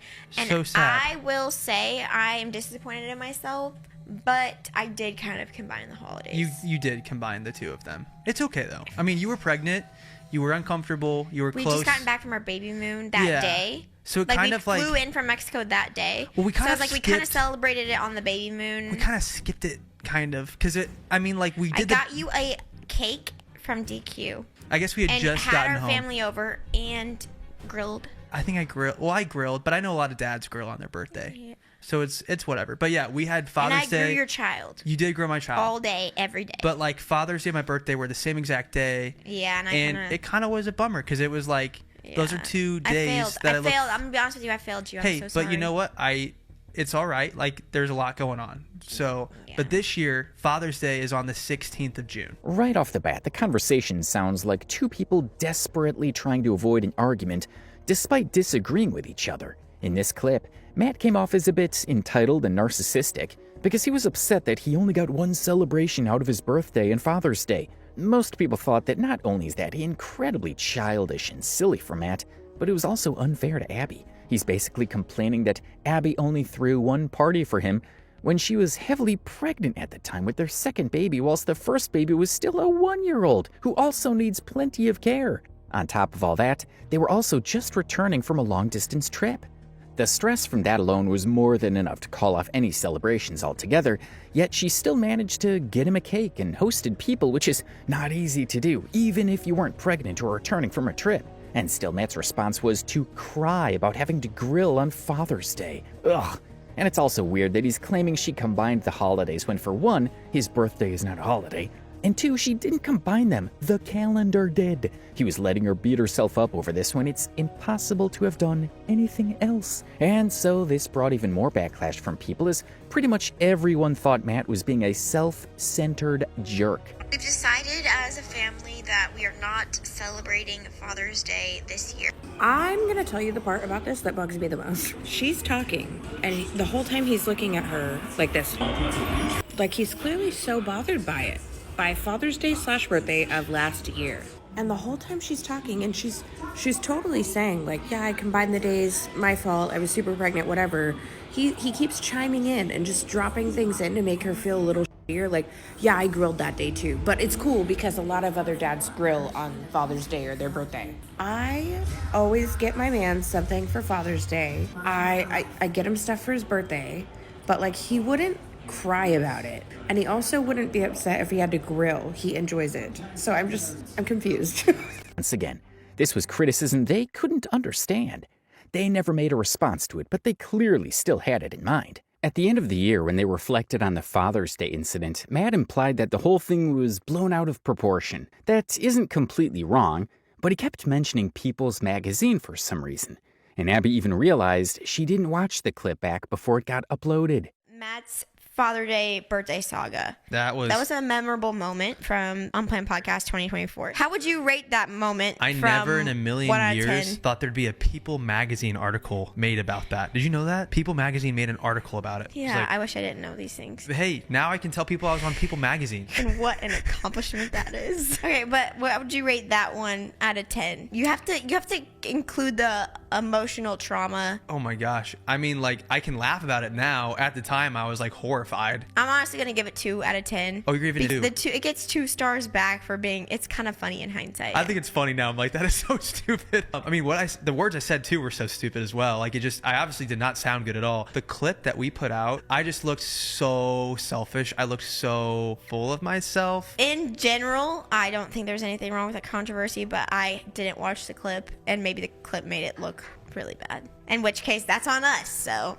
I guess we had that one coming. But whilst that controversy proved Matt is a tad self-centered and childish, this next one would be a whole lot worse. On an episode of their podcast where they answer fan questions, Abby decides to ask Matt about their sex life post-baby. People really want to know this, and I think that you didn't answer the question fully. What is it? Serious question. Does it feel different down there after birth? Oh. And I'm not talking about after a C-section. Yeah, actually. Yeah. I feel like it goes back, but it doesn't go back to exactly how Yeah, it was we talked about this the other day, and I was kind of surprised to hear you say that, 'Cause because you never told me until I asked you. Because I always heard, oh, it goes back to normal, but it doesn't go back to exactly the way it was before. To start off, this is just another example of information that really shouldn't be anybody's business. It's just too much information and makes their own audience uncomfortable. This is why some people think their content is rage bait. But secondly, it's an extremely odd choice of question from Abby. A lot of people criticize Matt heavily, but Abby is extremely sus in these situations. She said she asked him in private beforehand, so that means she knew the answer to the question, yet decided to ask it again in front of their millions of subscribers. But Matt still took the large share of the criticism, and rightly so. Abby was clearly looking for some words of reassurance, but Matt was being brutally honest. That makes sense. So, maybe I shouldn't go into too much detail.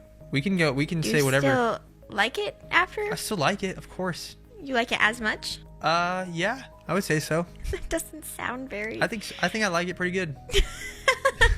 Oh my gosh. A laughter with so much pain behind it.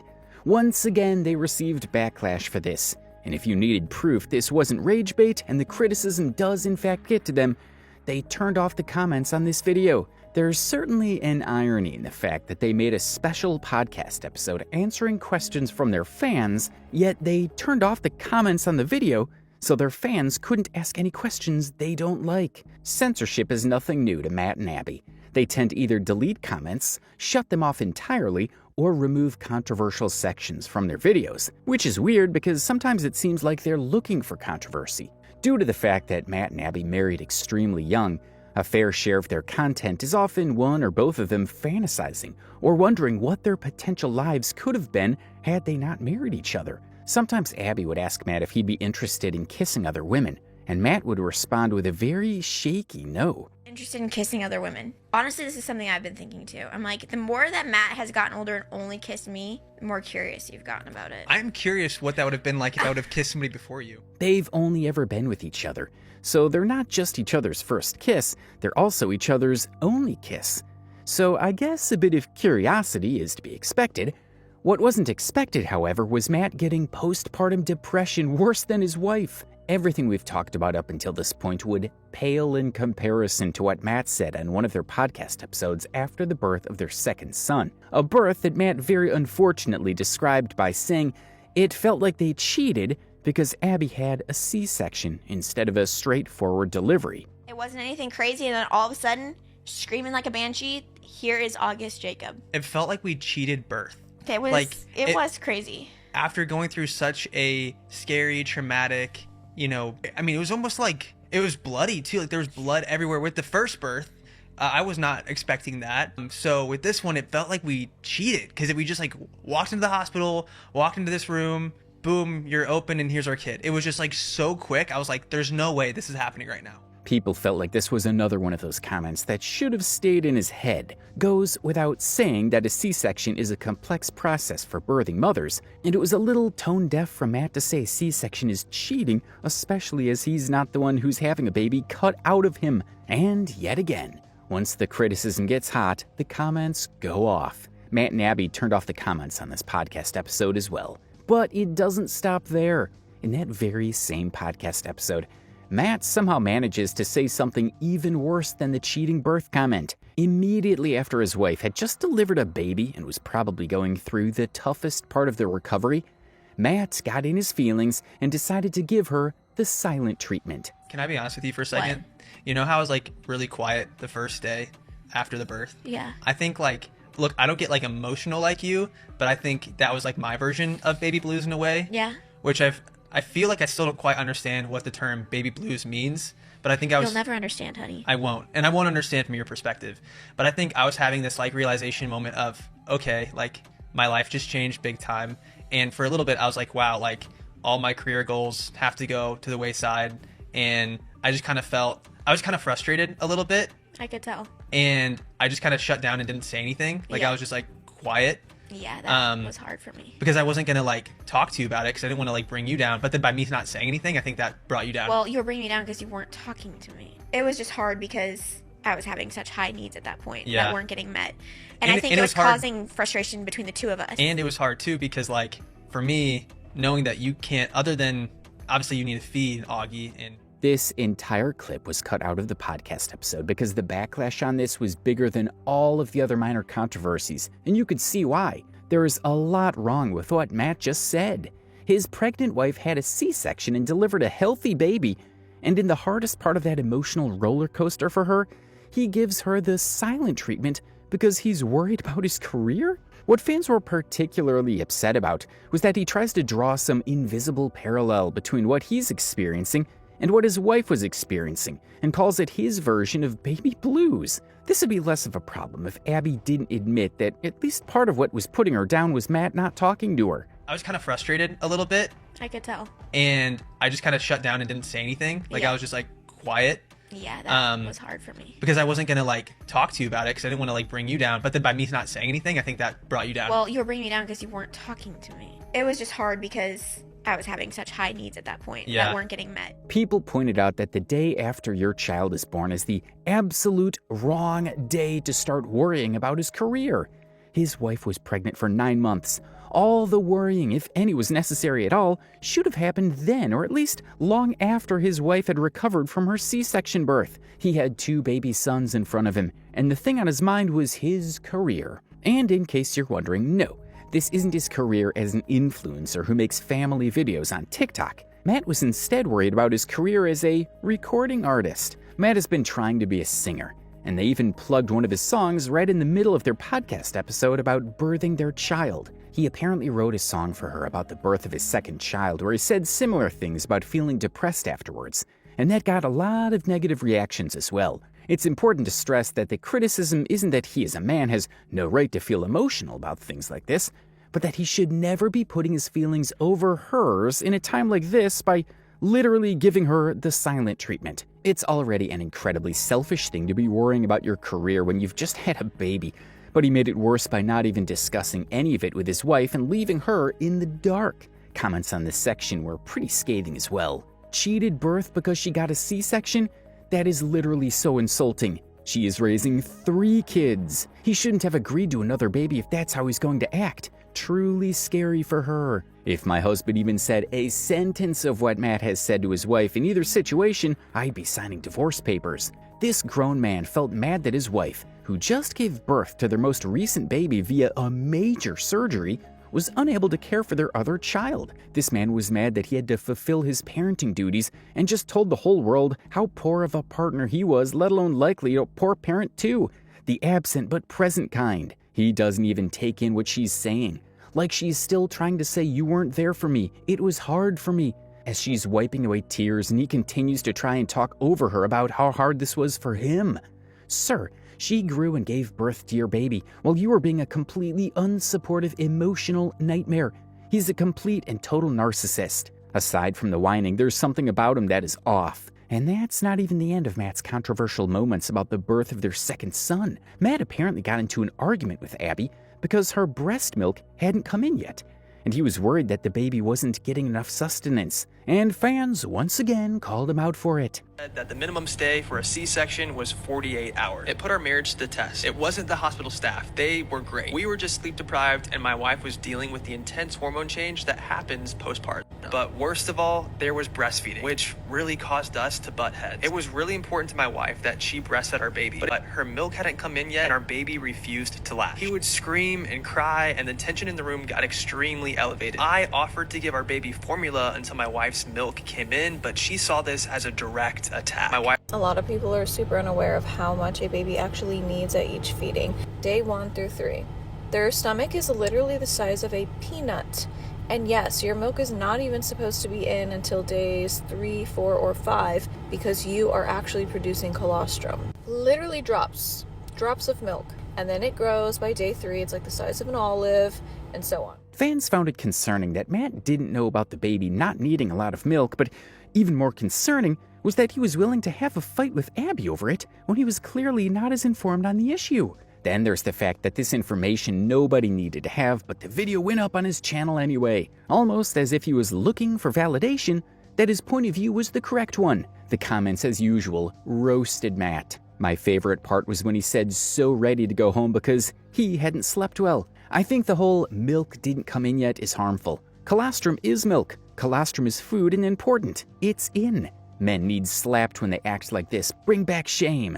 At this point, Matt and Abby had come a long way from when they were the most loved couple on the internet in 2021 and 2022. After the podcast and their second son drama, people were beginning to see more of Matt and figuring out that all the sweetness they saw in earlier videos was just an act. Everything Matt and Abby did now was drawing a high level of scrutiny. Another bit of controversy Matt got into was when Matt made a video about needing to go to the hospital the same week when they were moving. It turned out that he was fine, but fans didn't like Matt for it because they thought he was trying to dodge responsibility or make himself the center of attention. I'm so sorry. We have to talk about Matt's most recent video talking about how the week that they are moving, he ended up in the hospital. And this is just like another example of how someone can center themselves in a time when there's like a lot of things going on, a lot of stress going on, a lot of tasks that need to be completed. So he talks about how he had an accident in the gym, which somehow he also caught on tape, where he bonked his head like 3 weeks ago. Seemed fine, started to have some like concussion symptoms and went to the doctor. The doctor then said, well, you need to go to the ER for CT scan.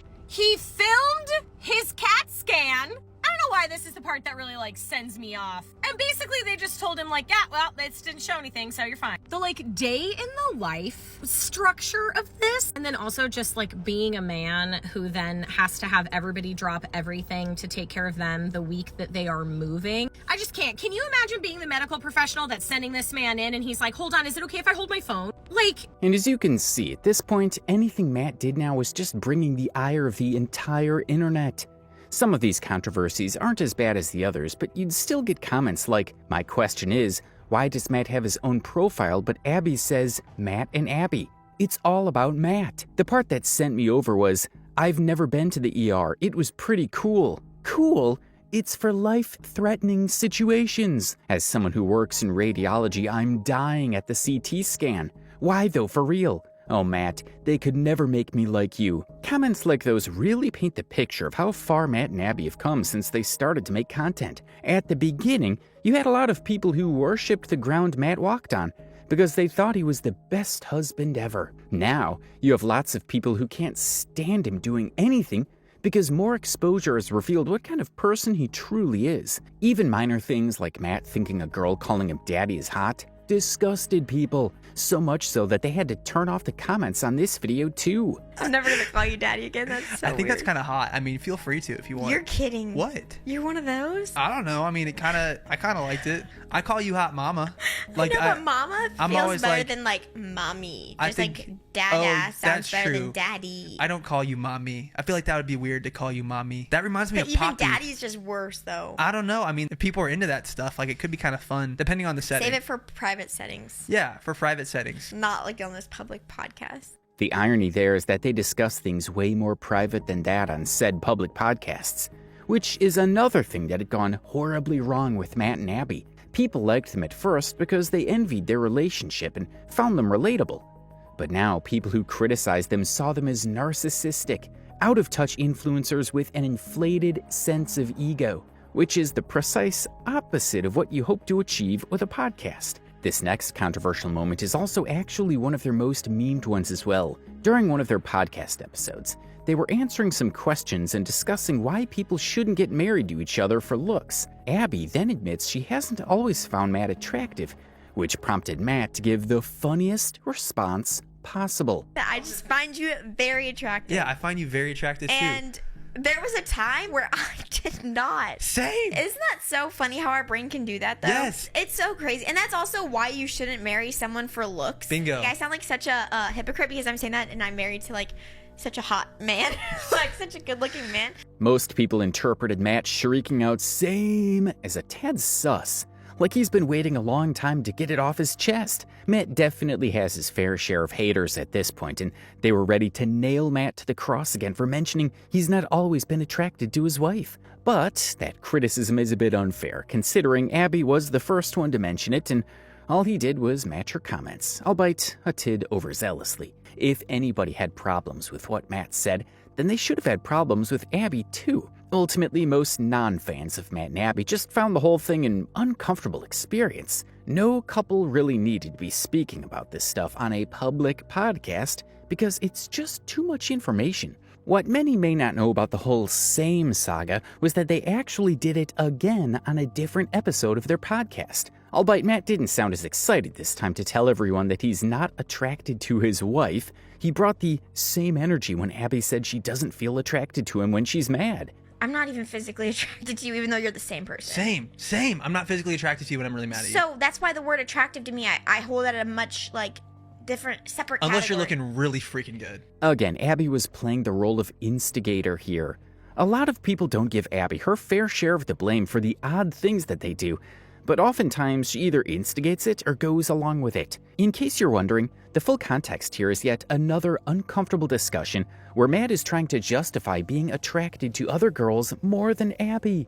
But the thing is, though, if somebody is like, I don't know, like when I have a hard time believing you like this, like when you're like, I literally don't think anybody's more attractive than you. No, I truly... There's no shot. You can't tell me. You think Michael B. Jordan, very attractive guy. You've told me that you think he's very attractive. But I told you, I think he's handsome. I think Yeah. he's good looking. But for me, attractive is so much. There's so much emotional involved in that. So many emotional facts. I could never call him attractive. I see what you're saying, but I guess when I say attractive, I just mean physically. I'm not talking about anything else. Masquerading his true opinion behind brutal honesty is a classic gaslighting technique. And things like that, although small, is why Matt has been tagged the worst TikTok husband out there, which is a very impressive title to be bestowed with. But Abby also has her detractors too.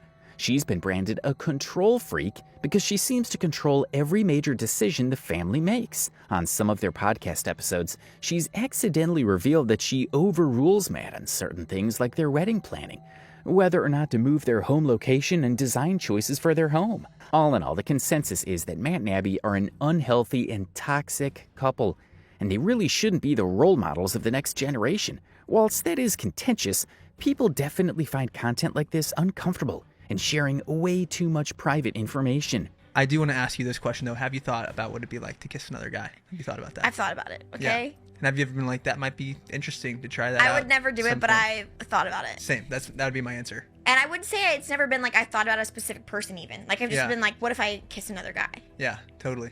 And it wasn't what if I kissed? The top comment on this video sums up Abby's perspective on the whole attracted to another guy talk very well. I totally see where Abby is coming from, saying she's not attracted to other men. There's a difference between thinking someone is attractive and being attracted to them. I can notice someone is physically attractive, but I'm genuinely not attracted to anyone aside from my husband. And this one comment responding to that comment hits the nail on the head perfectly on the general vibe Matt and Abby gives off. I'm not sure if you'll see this comment, Matt and Abby, but I hope so. This is the first time that I've felt uncomfortable watching one of your videos. It has an undercurrent of passive aggression and dissatisfaction, especially in Matt's talk about enjoying clubbing, wanting to become a DJ, thoughts about if it would have been better to have other partners, other kisses, that you've been fighting, etc. His random compliments, approximates of nothing, can't conceal the problem. I suspect that parenthood is fulfilling Abby, but is making Matt feel stifled and old before his time. The second baby has turned the screws some more. If you do see this comment, and it is written with genuine affection and concern for you both, I hope that you'll consider therapy. I work in a psychology field, and it can be extremely helpful in supporting people through life's challenges and giving strategies to be happier together. And it is true that since the second baby, Matt and Abby has gotten a lot more controversial. They had 1 or 2 controversial moments prior to 2023, but since then, they've been running a rate of about 1 questionable thing per podcast episode. But if all they've done is say some edgy things on a lifestyle podcast, then they wouldn't be receiving this amount of criticism. No, things got way worse when they decided to leave their infant kids unattended whilst they went for dinner on a cruise ship. To paint the full picture, Matt and Abby, alongside their 2 kids aged 2 and 1 years old respectively, and a couple of extended family members decided to embark on a family vacation on the probably very expensive Royal Caribbean's Navigators of the Seas cruise in September of 2024. Normally, when a family is on vacation, you don't get to hear about it until after the whole ordeal is over. But thankfully, Abby kept her fans updated through her Instagram stories. So the first one she posted was this: "I actually think that's all I have for you today. I am currently in that phase of family vacation where I am extremely overstimulated and questioning why I thought it was a good idea to cram into a tiny cabin on a boat and mess up our little human schedules for 7 days. But I'm thinking that once we get more settled, I'll perk right up. Keep you updated." So from that day one, we learned that she's feeling a little anxiety over the trip, but still excited, so let's see what she says on day 2. Day 2 update. I feel better, that's for sure. Less fight or flight, but still kinda panicky from time to time. I'll be honest, it's still not giving vacation plus. But hey, Griffin especially has been laughing a lot and really enjoying himself. And tomorrow, they are going to be checked into the kids club for the first time. So I'll let you know how that goes. So here we have Abby still whining about her first-class cruise ship experience, but she says they'll check the kids into a kids club and hopefully they can start having a good time. So on day 3, we get another update. This didn't last long. 5 minutes after this, we had to leave dinner to go get our 1-year-old from the nursery because he was sad. 15 minutes after we dropped him off to have a kid-free dinner.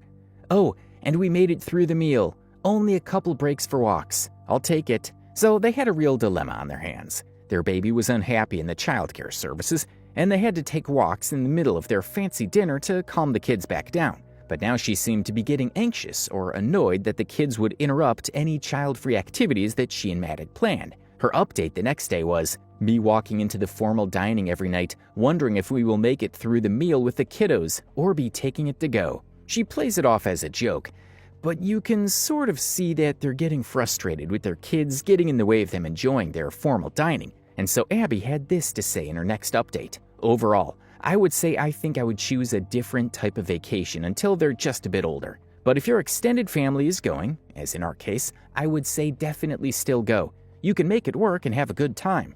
I just think there are places that are more naturally suited for really little kids, and that makes it easier on the parent and more enjoyable for the kiddos too. Plus, being in the middle of the ocean made me feel nervous with my babies in a way that I've never felt previously on a cruise. Sorry for being so long-winded.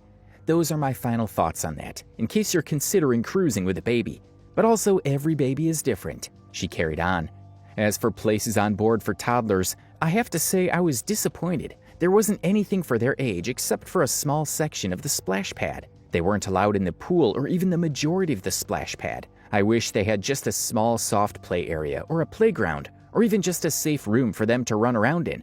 Because my boys are active and there wasn't a safe space for them to really move at all. Other ships have this, but ours did not. Tip: the putt-putt course was a good place for them to get their wiggles out, so I do recommend that. So through these Instagram stories, Abby appeared to be rating the cruise ship as well as giving parenting advice, and at the same time also complaining about not having anywhere to leave off her kids so she can go do adult things. The influencer brain never slows down even on vacation. But they had a problem, so thinking on their feet, they came up with a solution. In the next Instagram stories update, she said, "Our game plan was to play all day with the kids and then let them hang out in the kids club while the adults went to the formal dining. As long, nice dinners is not a setting designed for them. Well, you need to book ahead if your child is under 3, and pretty much all of the dinner slots were already booked before I could get to the nursery, an hour after boarding." And then she updated later that night saying, "So we ended up taking them for 5 nights, and it became apparent that they weren't enjoying it, and therefore we weren't either. So then we switched our dinner time to after their bedtime and FaceTimed the monitors while we ate. Baby monitors don't work on board unless you're only like 10 feet away, and that worked out much better for everyone." Okay, so in case you're not up to speed, Abby just admitted that they waited until their sons were asleep, then left them alone in their rooms whilst they went to dinner. The reason why they had 2 screens was because they had each of their sons in 2 separate rooms, because the kids slept in blackout tents, which were too big to put 2 of in the same room. Also, Abby mentioned that this way, if one woke up and started crying, the noise wouldn't then be able to wake up the other. Matt posted a video beforehand confirming the arrangement. Abby is staying in the room next to ours, so I get this whole bed to myself. It's actually just 2 twin beds squished together. Oh. And we do that so that we can have one kid in one room and the other kid in the other room. Immediately, people put the pieces together. Matt and Abby came under intense criticism. This was far more cynical than Matt being immature about Father's Day or being too blunt when talking to his wife on a public podcast. They left their kids alone in their rooms at night whilst they hung out at a formal dining room. This was 10 times worse than they seemed to realize. With numerous stories coming out about kids and people being kidnapped on cruise ships, everyone wondered what kind of parents would want to enjoy formal dining so bad that they would even consider leaving their babies unattended in order to make it happen. Many people pointed out that if Matt and Abby had done some basic research or planning ahead of the trip like any responsible parent would, they could have easily made an arrangement that would work for both the kids and the adults. They didn't seem to know the ship's childcare services or schedules, and they seemed desperate to not take care of their kids. Amidst this heavy backlash, it didn't take long before Abby realized the huge mistake she'd just made and deleted all of the Instagram posts. Matt and Abby went radio silent on the whole situation and only returned 3 days later to drop an extremely underwhelming apology video. Hey everybody, we usually would not be making a video like this, but there is information circulating about us that is completely untrue, so we just wanted to set the record straight, clear the air, because we take our role as parents extremely seriously, and we love our children more than anything in the entire world, and we're very protective of our kids. So we just got back from a 7-night cruise with Abby's extended family, and this was everyone from Abby's grandma, our children's great grandma, to our 1 and 2 year old. And so where this whole controversy started, I guess, is a few days ago, Abby posted on her Instagram story that we were at dinner FaceTiming the baby monitors while our children were asleep in their staterooms. And people started to speculate and believe that we had left our children alone in their staterooms. And that is just completely untrue because we had someone with our children at all times on this boat. Period. I can see where my story did lead to misunderstanding, which is why I ended up deleting it several hours after posting it, is because I could see that it was causing concern and misunderstanding. And I do want to say thank you so much to those of you that were concerned about the safety and well-being of our children. As their parents, that is our first and foremost main concern. But to know that other people share those same concerns for our precious boys, it really means a lot. So thank you. But I do want to clarify that we have not, would not, will not ever leave our children unattended. We would never ever want to put them in harm's way in any way. I do want to clear up the baby monitor situation. Our children sleep in these blackout tents every single night, whether or not we're traveling or if we're just home.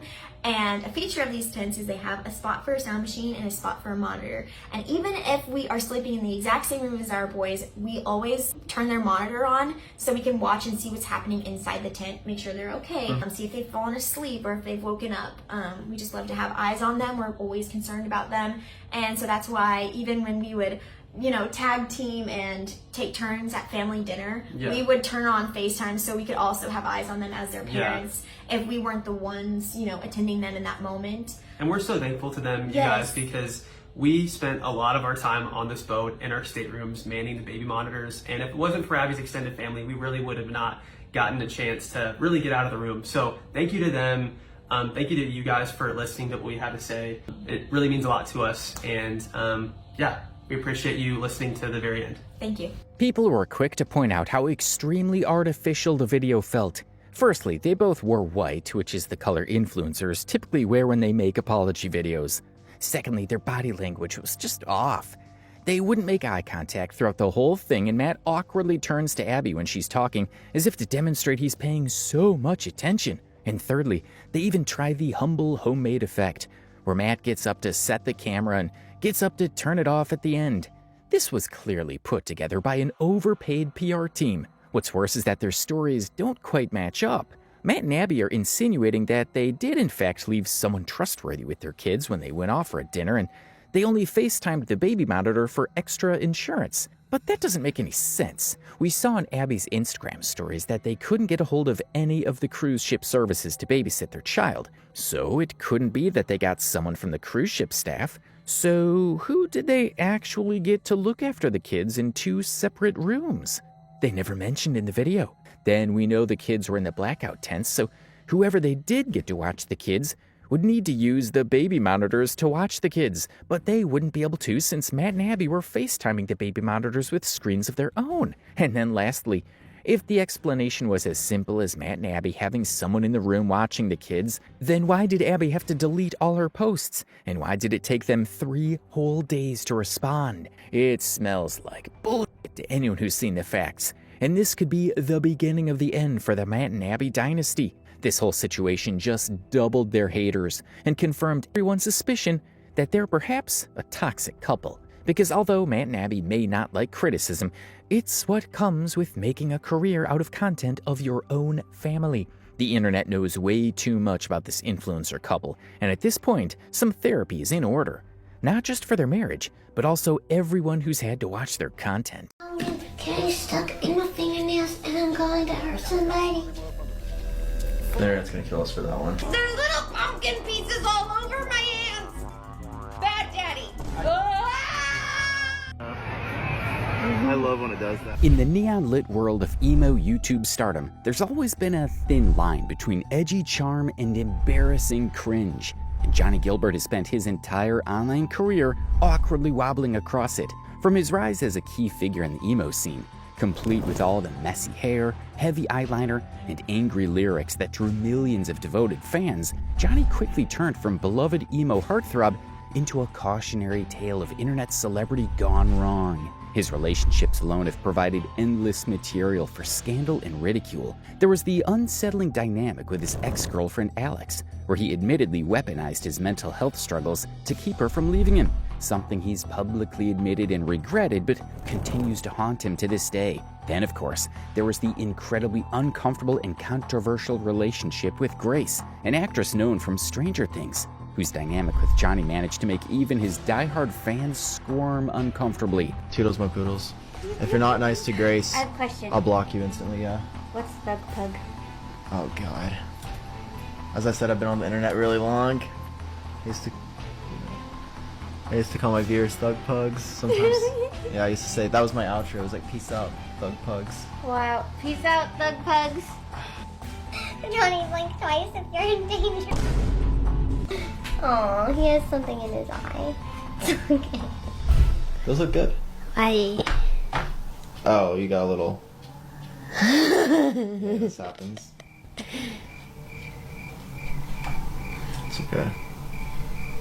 That's fine. But perhaps nothing captures Johnny's chaotic energy quite as vividly as the infamous kiss with his best friend Jake Weber, another emo star just as problematic and popular as Johnny himself. The kiss wasn't just inappropriate, it happened at a birthday party for Jake's girlfriend at the time, Tara, who was also their mutual friend and collaborator. The sheer audacity and lack of boundaries were staggering, leaving even their loyal followers stunned. You want to see something gay? What? You want to see something gay? Yes. Okay, Johnny. Yo, Mondo's here. What the How are you? Good. We love it. We love it. We love it. Quit crying. You're giving me a bag of Is this like... Are you saying you're gay? I'm confused. You want me to hold it and take a photo with the If I want to hold it, you wouldn't judge me. What did I say about getting my ass in department stores? Harder and faster. Johnny, can you come rub my belly? I want to pull down the Burger King's drawers and suck him off for how good this burger is. I want to thank him personally with my lips around it. Everything you have to say about this. I like what I like. And you impress me every day, dude. I know. People say I look like a bottom. I don't even see it. Like, look at me. I love being a butt. What? He doesn't want to do anything. He wants to stand there and look pretty. You got that lot. All these scandals paint a clear picture.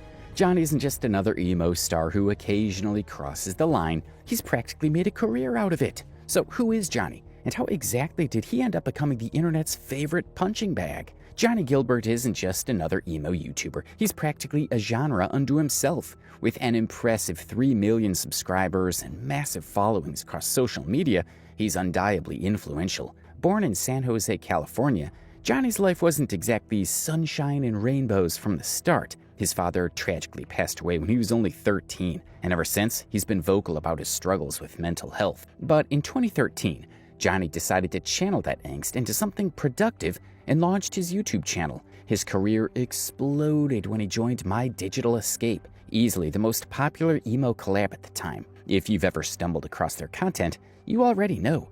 over-the-top emo skits, ridiculously dramatic challenges, and enough eyeliner to single-handedly sustain Hot Topic. It was clickbait, cringy, and definitely cocky, but somehow it resonated deeply. The group wasn't just exploring the algorithm, they were openly trauma-dumping in their collabs, turning their emotional turmoil into viral content, and cultivating a fiercely devoted fan base. Then, predictably, it all came crashing down. Brian Stars, the guy behind the curtain, got exposed in a scandal that wasn't just typical YouTube drama, it was genuinely disturbing. Members of the group began airing out Brian's manipulative behaviors, favoritism, gaslighting, exploitation, the full toxic package. But even worse, Brian was exposed for having connections to an actual predator. Suddenly, the drama wasn't just petty online gossip, it turned dark and serious. As my digital escape imploded, Johnnie somehow managed to keep his career afloat, maintaining his relevance and dedicated fans. For a while, he stayed relatively scandal-free, until a tweet changed everything. When Carrington, Johnnie's close friend and frequent collaborator, someone he's lived with and still regularly makes music and videos with, innocently asked Twitter, "Can someone please make me a banner for my YouTube channel? I don't know how to make it." Johnnie responded in the worst way imaginable, sparking outrage and controversy yet again. He sent him a reply with a drawing that had a Nazi symbol on it.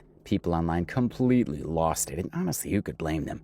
Seeing someone as admired as Johnnie Gilbert casually posting something so insensitive and blatantly offensive made it even harder to swallow. But the situation got even messier once people realized something crucial. Carrington, Johnnie's close friend, collaborator, and the person he was supposedly joking with is actually Jewish. That detail instantly amplified how disturbing the tweet was. I'm back in New York and I'm about to eat this bagel, and I'm already Jewish, so I already really like bagels more than a regular person, but I got this smoked salmon bagel last time and it knocked my socks off, so let's see if it's as good as I remember. Oh, not skimping on the lox, not mad about it, actually pretty happy about it, to keep it honest. Here we go.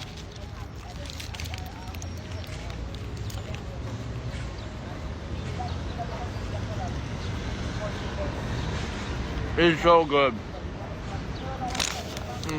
As soon as the backlash started rolling in, Carrington quickly noticed the tweet and told Johnnie to delete it immediately. Johnnie complied right away and issued an apology, acknowledging his mistake. I saw Carrington's tweet and looked up bad header on Google to reply with a poorly made header, thinking it would be funny. Unfortunately, I didn't check the image before posting and only realized afterward that it contained an inappropriate symbol. My sincere apologies to everyone. I never intended to share something like that. It was poor judgment on my part, and I'll be more cautious moving forward. I'm truly embarrassed and upset with myself for not being careful enough. To be fair, it genuinely does seem like an honest mistake, albeit a careless one. However, given Johnnie's massive platform, people rightly pointed out that he needed to be far more cautious about his online actions. The criticism didn't fade away quickly. It intensified, forcing Johnnie to further address the situation in a live stream, visibly uncomfortable and regretful. I found it on Google. I didn't notice the symbol. I apologized instantly. My roommate messaged me about it. I was not online, and I felt like a complete idiot for not looking ahead of time. And I addressed it, and I said, I'm sorry for not thinking logically ahead of time and looking at the image that I sent. And that's it. There's really not much more I can fucking do. That's all I can fucking do, is say, yeah, that was a fucking stupid image for me to send. I was not aware, and I'm sorry. I don't know what else you want from me. If you can tell me what you want from me, maybe I can do it, but I really don't know what else I can do. I did not make the image, I just didn't fucking see it. But just when everyone thought things couldn't possibly get any worse, Johnnie's personal life decided to prove them wrong. Enter Grace, an actress recognized from Stranger Things. Their relationship wasn't simply chaotic behind closed doors, it was openly messy and uncomfortable to watch unfold publicly. But it just depends what kind of style I got you kicked like. out of the date. I said, well, I don't think we need a couple. Bad daddy.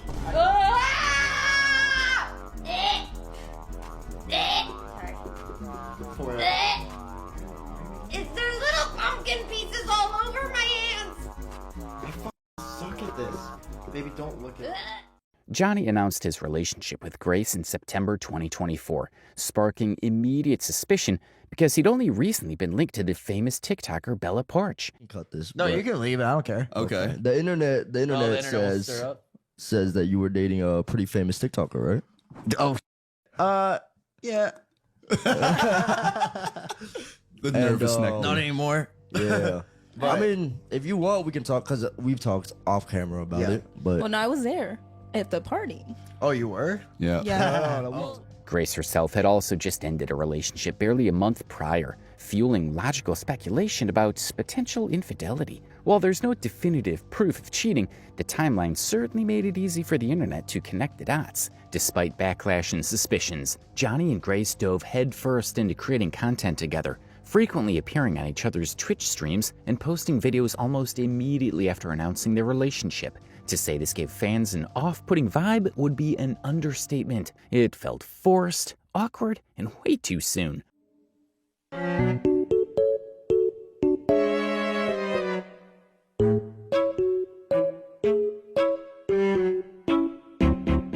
Posting videos together as a couple isn't inherently weird, but the timing here raised more than a few eyebrows. Barely a few weeks after announcing their relationship, already suspiciously close to their breakups, they jumped right into making content together. It was almost too casual, like they didn't even care about the optics. Fans couldn't help but feel a bit played. Usually new couples take their time. They keep things chill, subtle at first, but not Johnnie and Grace. They went full throttle, flaunting their fresh romance online as if daring everyone to question their timeline. Watching them stream and post cozy, overly comfortable videos felt strangely off-putting. It wasn't just the suspicious overlap.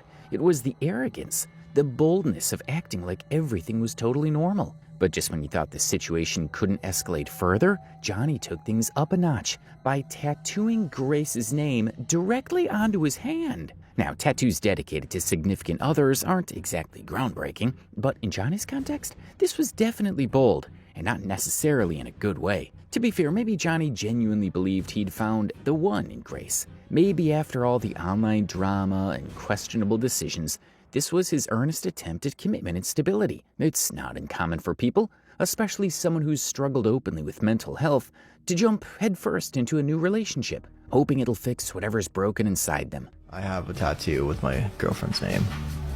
Big whoopsie-doo.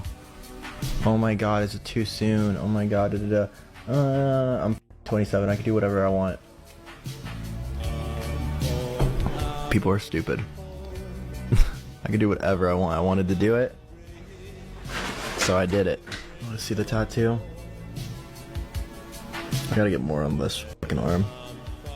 Still, fans couldn't help but cringe at the decision. Given the rocky start, the timing of their relationship, and the controversy already surrounding them, permanently marking his body felt less like romance and more like a desperate stunt. It was as if Johnnie wanted to silence all doubts by showing just how serious he was. And sure, loyalty is admirable, but permanence, especially when everything around you feels unstable, is risky territory. In his defense, maybe Johnnie wasn't thinking about public perception at all. Maybe this tattoo was personal, meaningful, a gesture aimed at Grace rather than his audience. But the internet never forgets, and if things ever went south, he'd be left with more than just regret. He'd have a permanent reminder of a decision made in haste. As if this wasn't enough controversy, Johnnie and Grace's relationship managed to ignite even greater backlash when their involvement in age play came to light, a revelation that stirred intense and polarized reactions online. For those unfamiliar with these concepts, it's crucial to clarify from the outset that there's a significant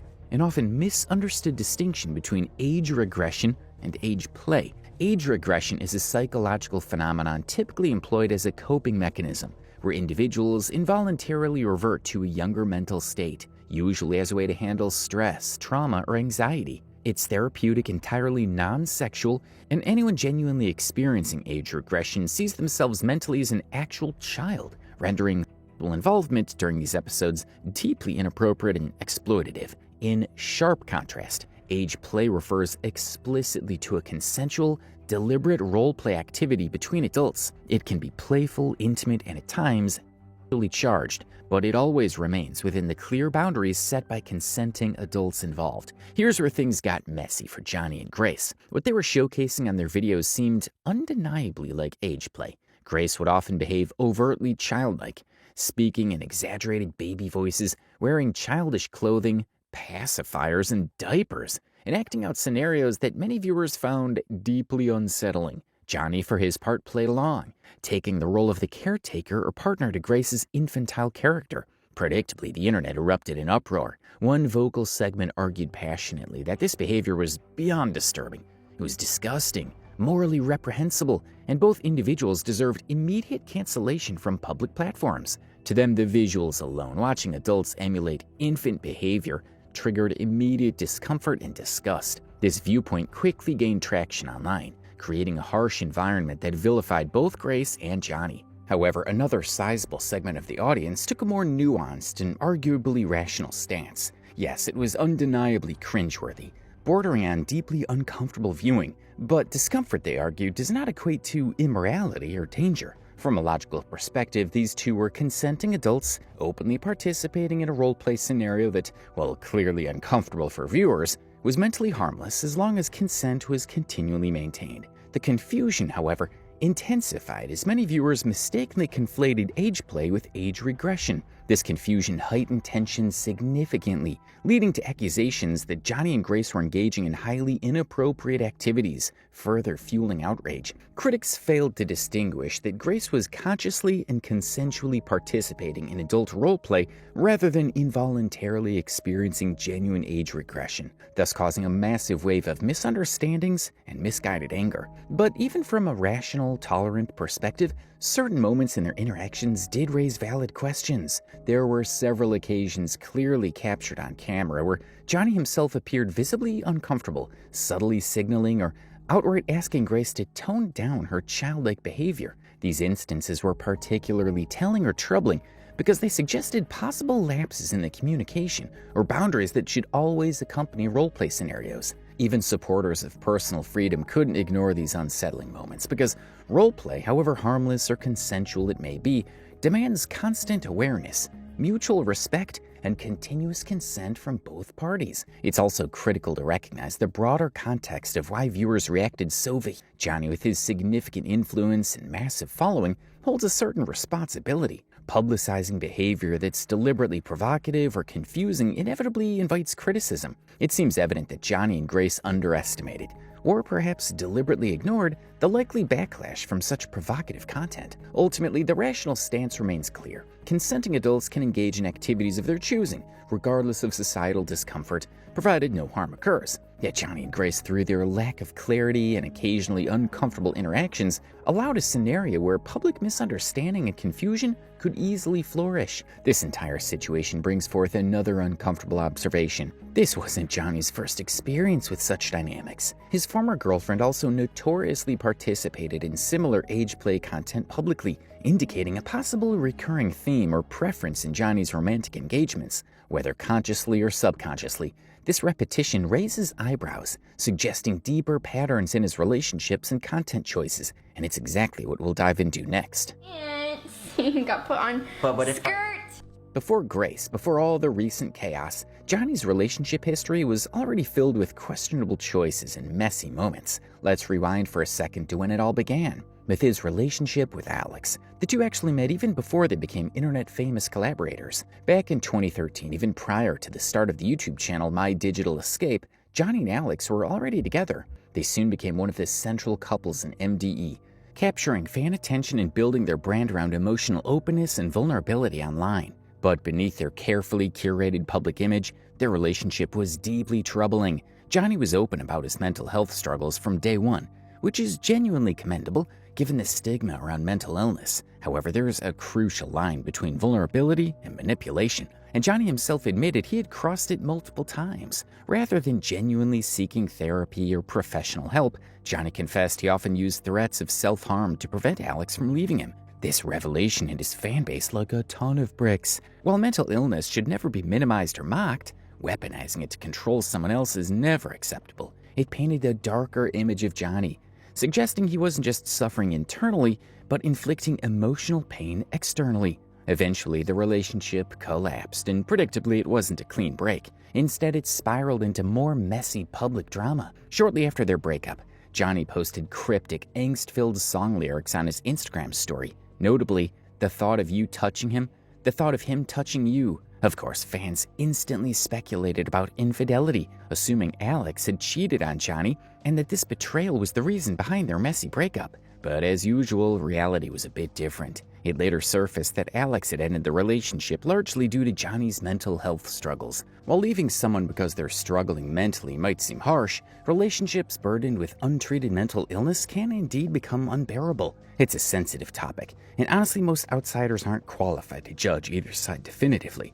Still, that didn't stop social media from doing exactly that. Years later, this past relationship came back to haunt Johnnie once again when a TikTok user brought it up, warning Grace to run away from Johnnie. In response, Johnnie himself commented directly under the post saying, "Why do you follow me? Please get help. Also, no, I am not and never have been I've been depressed and during a relationship, which I know isn't okay. I was also much younger. Please let me grow, and please leave my relationship alone. This weirdo stuff." To be fair, it genuinely isn't right to eternally judge someone for mistakes they made over 6 years ago. People grow, evolve, and hopefully change. But here's the thing about the internet. It never forgets, especially if you've publicly posted your personal life for millions to consume and dissect. Johnnie clearly hasn't learned from his past mistakes. If he had, perhaps he wouldn't still be flaunting uncomfortable relationship dynamics all over social media. Instead, Johnnie dove right back into the same patterns of posting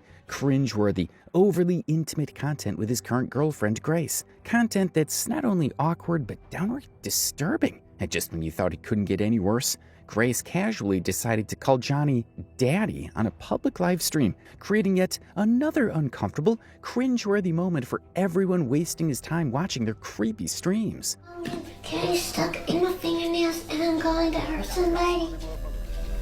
The internet's gonna kill us for that one. There's little pumpkin pieces all over my hands. Bad daddy. Okay, let's talk about that moment. Grace calling Johnnie Daddy live on stream might just be the most uncomfortable few seconds we've had to collectively witness from these two ever. Look, let's be clear.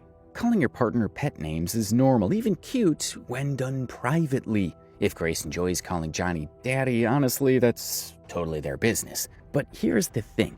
Once you choose to broadcast your relationship live to thousands of viewers, you've got to be more cautious. Grace at that moment obviously wasn't thinking clearly about how that nickname would land with the audience. The second the words slipped out, you could literally see the instant wave of regret wash over her face. Honestly, she looked embarrassed enough for both herself and the entire audience combined. It was peak cringe, there's no denying that. The clip exploded online, of course it did. Moments like these are practically tailor-made for virality, forcing them both into damage control mode. Grace eventually responded to the backlash, offering a surprisingly plausible explanation. She claimed she was talking to their dogs and referring to Johnnie as their pet daddy. Admittedly, this explanation makes sense. Plenty of pet owners jokingly call each other mom or dad to their pets. But even with this context, the moment was awkward enough that people weren't quick to accept it at face value. You were talking to the dog when you called Johnnie Daddy, right?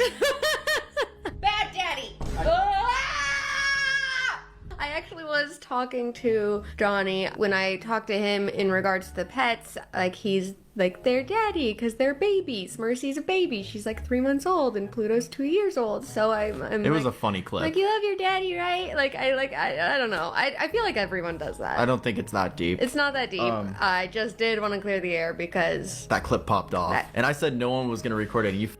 To be fair, the explanation sounds logical enough, almost believable. But here's the real takeaway. When your every move is under a microscope, even silly, innocent mistakes will be scrutinized endlessly. Grace and Johnnie aren't rookies at social media. They should have known better. Whether it was an honest slip or not, the damage was done.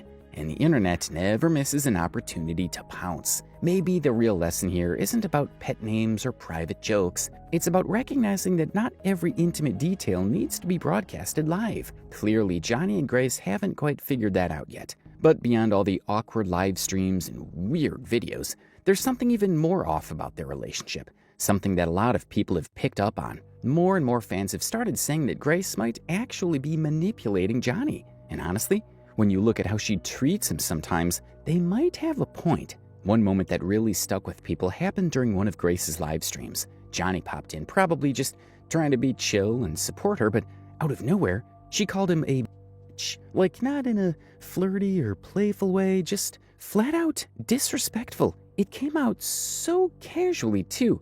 Like she didn't even think twice about it. That's the part that makes it worse. It didn't feel like a joke. It felt like something she meant and that she was used to saying. And this isn't just a one-time thing.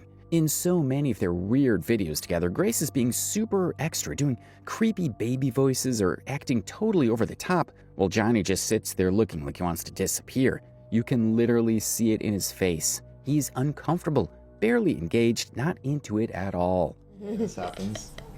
I look like a ghost. Baby. But he still goes along with it, and that's what makes people think there's more going on here than just cringe content. It looks like he's doing it because she wants him to, not because he actually wants to be there. People online aren't holding back either. A bunch of threads and comment sections are filled with stuff like, she literally treats him like absolute. She doesn't respect him and doesn't even try to hide it. She only uses him as a source of validation and attention. And he lets her because he is insecure and desperate for a relationship. It's sad. And honestly, that's not even an exaggeration. There's something sad about it. Johnnie's always been open about his mental health and low self-esteem, and maybe that's why he puts up with it. Maybe he's scared of being alone. Or maybe he just thinks this is normal. But it's hard to watch. At the same time, he's not a kid. He's an adult. And if he keeps putting himself in these situations, people are going to question his judgment too. Still, it's obvious that something's off here. But Grace isn't the only complicated relationship in Johnnie's life. And if you thought things couldn't get any messier, buckle up. Enter Jake Weber, another emo YouTuber who's equally controversial and, to be honest, just as messy as Johnnie. These two go way back. Like a full decade of hanging out, making content together, and even sharing living spaces. They're best friends, no doubt, but something about their vibe always felt just a little bit off. And look, this isn't just some random gossip. There's literal proof to back this up. Johnnie actually kissed Jake Weber, openly, blatantly, and fully captured on camera. Jake even casually mentioned it was their first time kissing on camera, strongly implying this wasn't a one-off event, and that they might have been getting cozy behind the scenes for who knows how long. You want to see something gay? What? You want to see something gay? Yes. Okay, Johnnie. Yo, Mondo's here. What the f***? How are you? Good. We love it. We love it. We love it.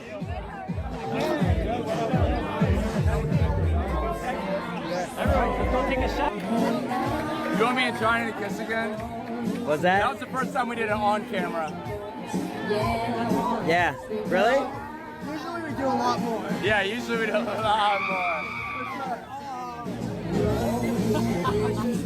Honestly, watching this clip makes you wonder just how blurred the lines between friendship and something more might be for these two. But the real kicker? They chose to kiss at Tara's birthday party. Yeah, Tara, as in their mutual friend, frequent collaborator, and oh yeah, Jake's literal girlfriend at the time. I mean, seriously, how disrespectful can you get? Doing something like that at your girlfriend's own birthday is just straight up wrong. And considering both Johnnie and Jake had girlfriends during this casual yet completely inappropriate moment, it just makes the whole thing even more sketchy. The fact is, Johnnie and Jake have always had a weird dynamic. On one hand, they're genuinely best friends who've been through a ton together. They're still making content even today. They were roommates and clearly they vibe pretty well. But at the same time, pulling stunts like kissing publicly, especially given their circumstances, just raises so many questions. Married to Johnnie. If there was a man that I would marry, it would be Johnnie. How do you feel about that, Johnnie? It's not helping with the rumors. I think the kiss you guys shared on my birthday isn't helping with the rumors. Yeah, I just hate that he didn't give me enough tongue. But I'm confused. Do you like kiss all the time? No. Only twice. Probably gonna be a third time someday though. Yeah, it just like... It was a New Year's kiss as well. You're the one tweeting about, oh, we kissed on New Year's. Someone asked me to kiss you on New Year's, so. Was it this New Year's? I got a kiss, but... He got a kiss, but he really wanted to kiss me that day. I say, That kiss was a lot better. I must say, his lips were very soft. You asked to kiss me and you said my lips were really soft. They were. That's crazy. That's honestly the best compliment I've ever got. We have kissed. Actually, in fact, we kissed once. Yeah, and we've kissed a couple of times. Actually, he kissed me. He's like, we just kiss for fun. We don't film it. I was like, I love that. That was him. Whose idea was it to kiss? Oh, that was Jake's. It's always mine. Okay, I guess it's just always me. I can't help that his lips are plump. When I did these kiss. Ew.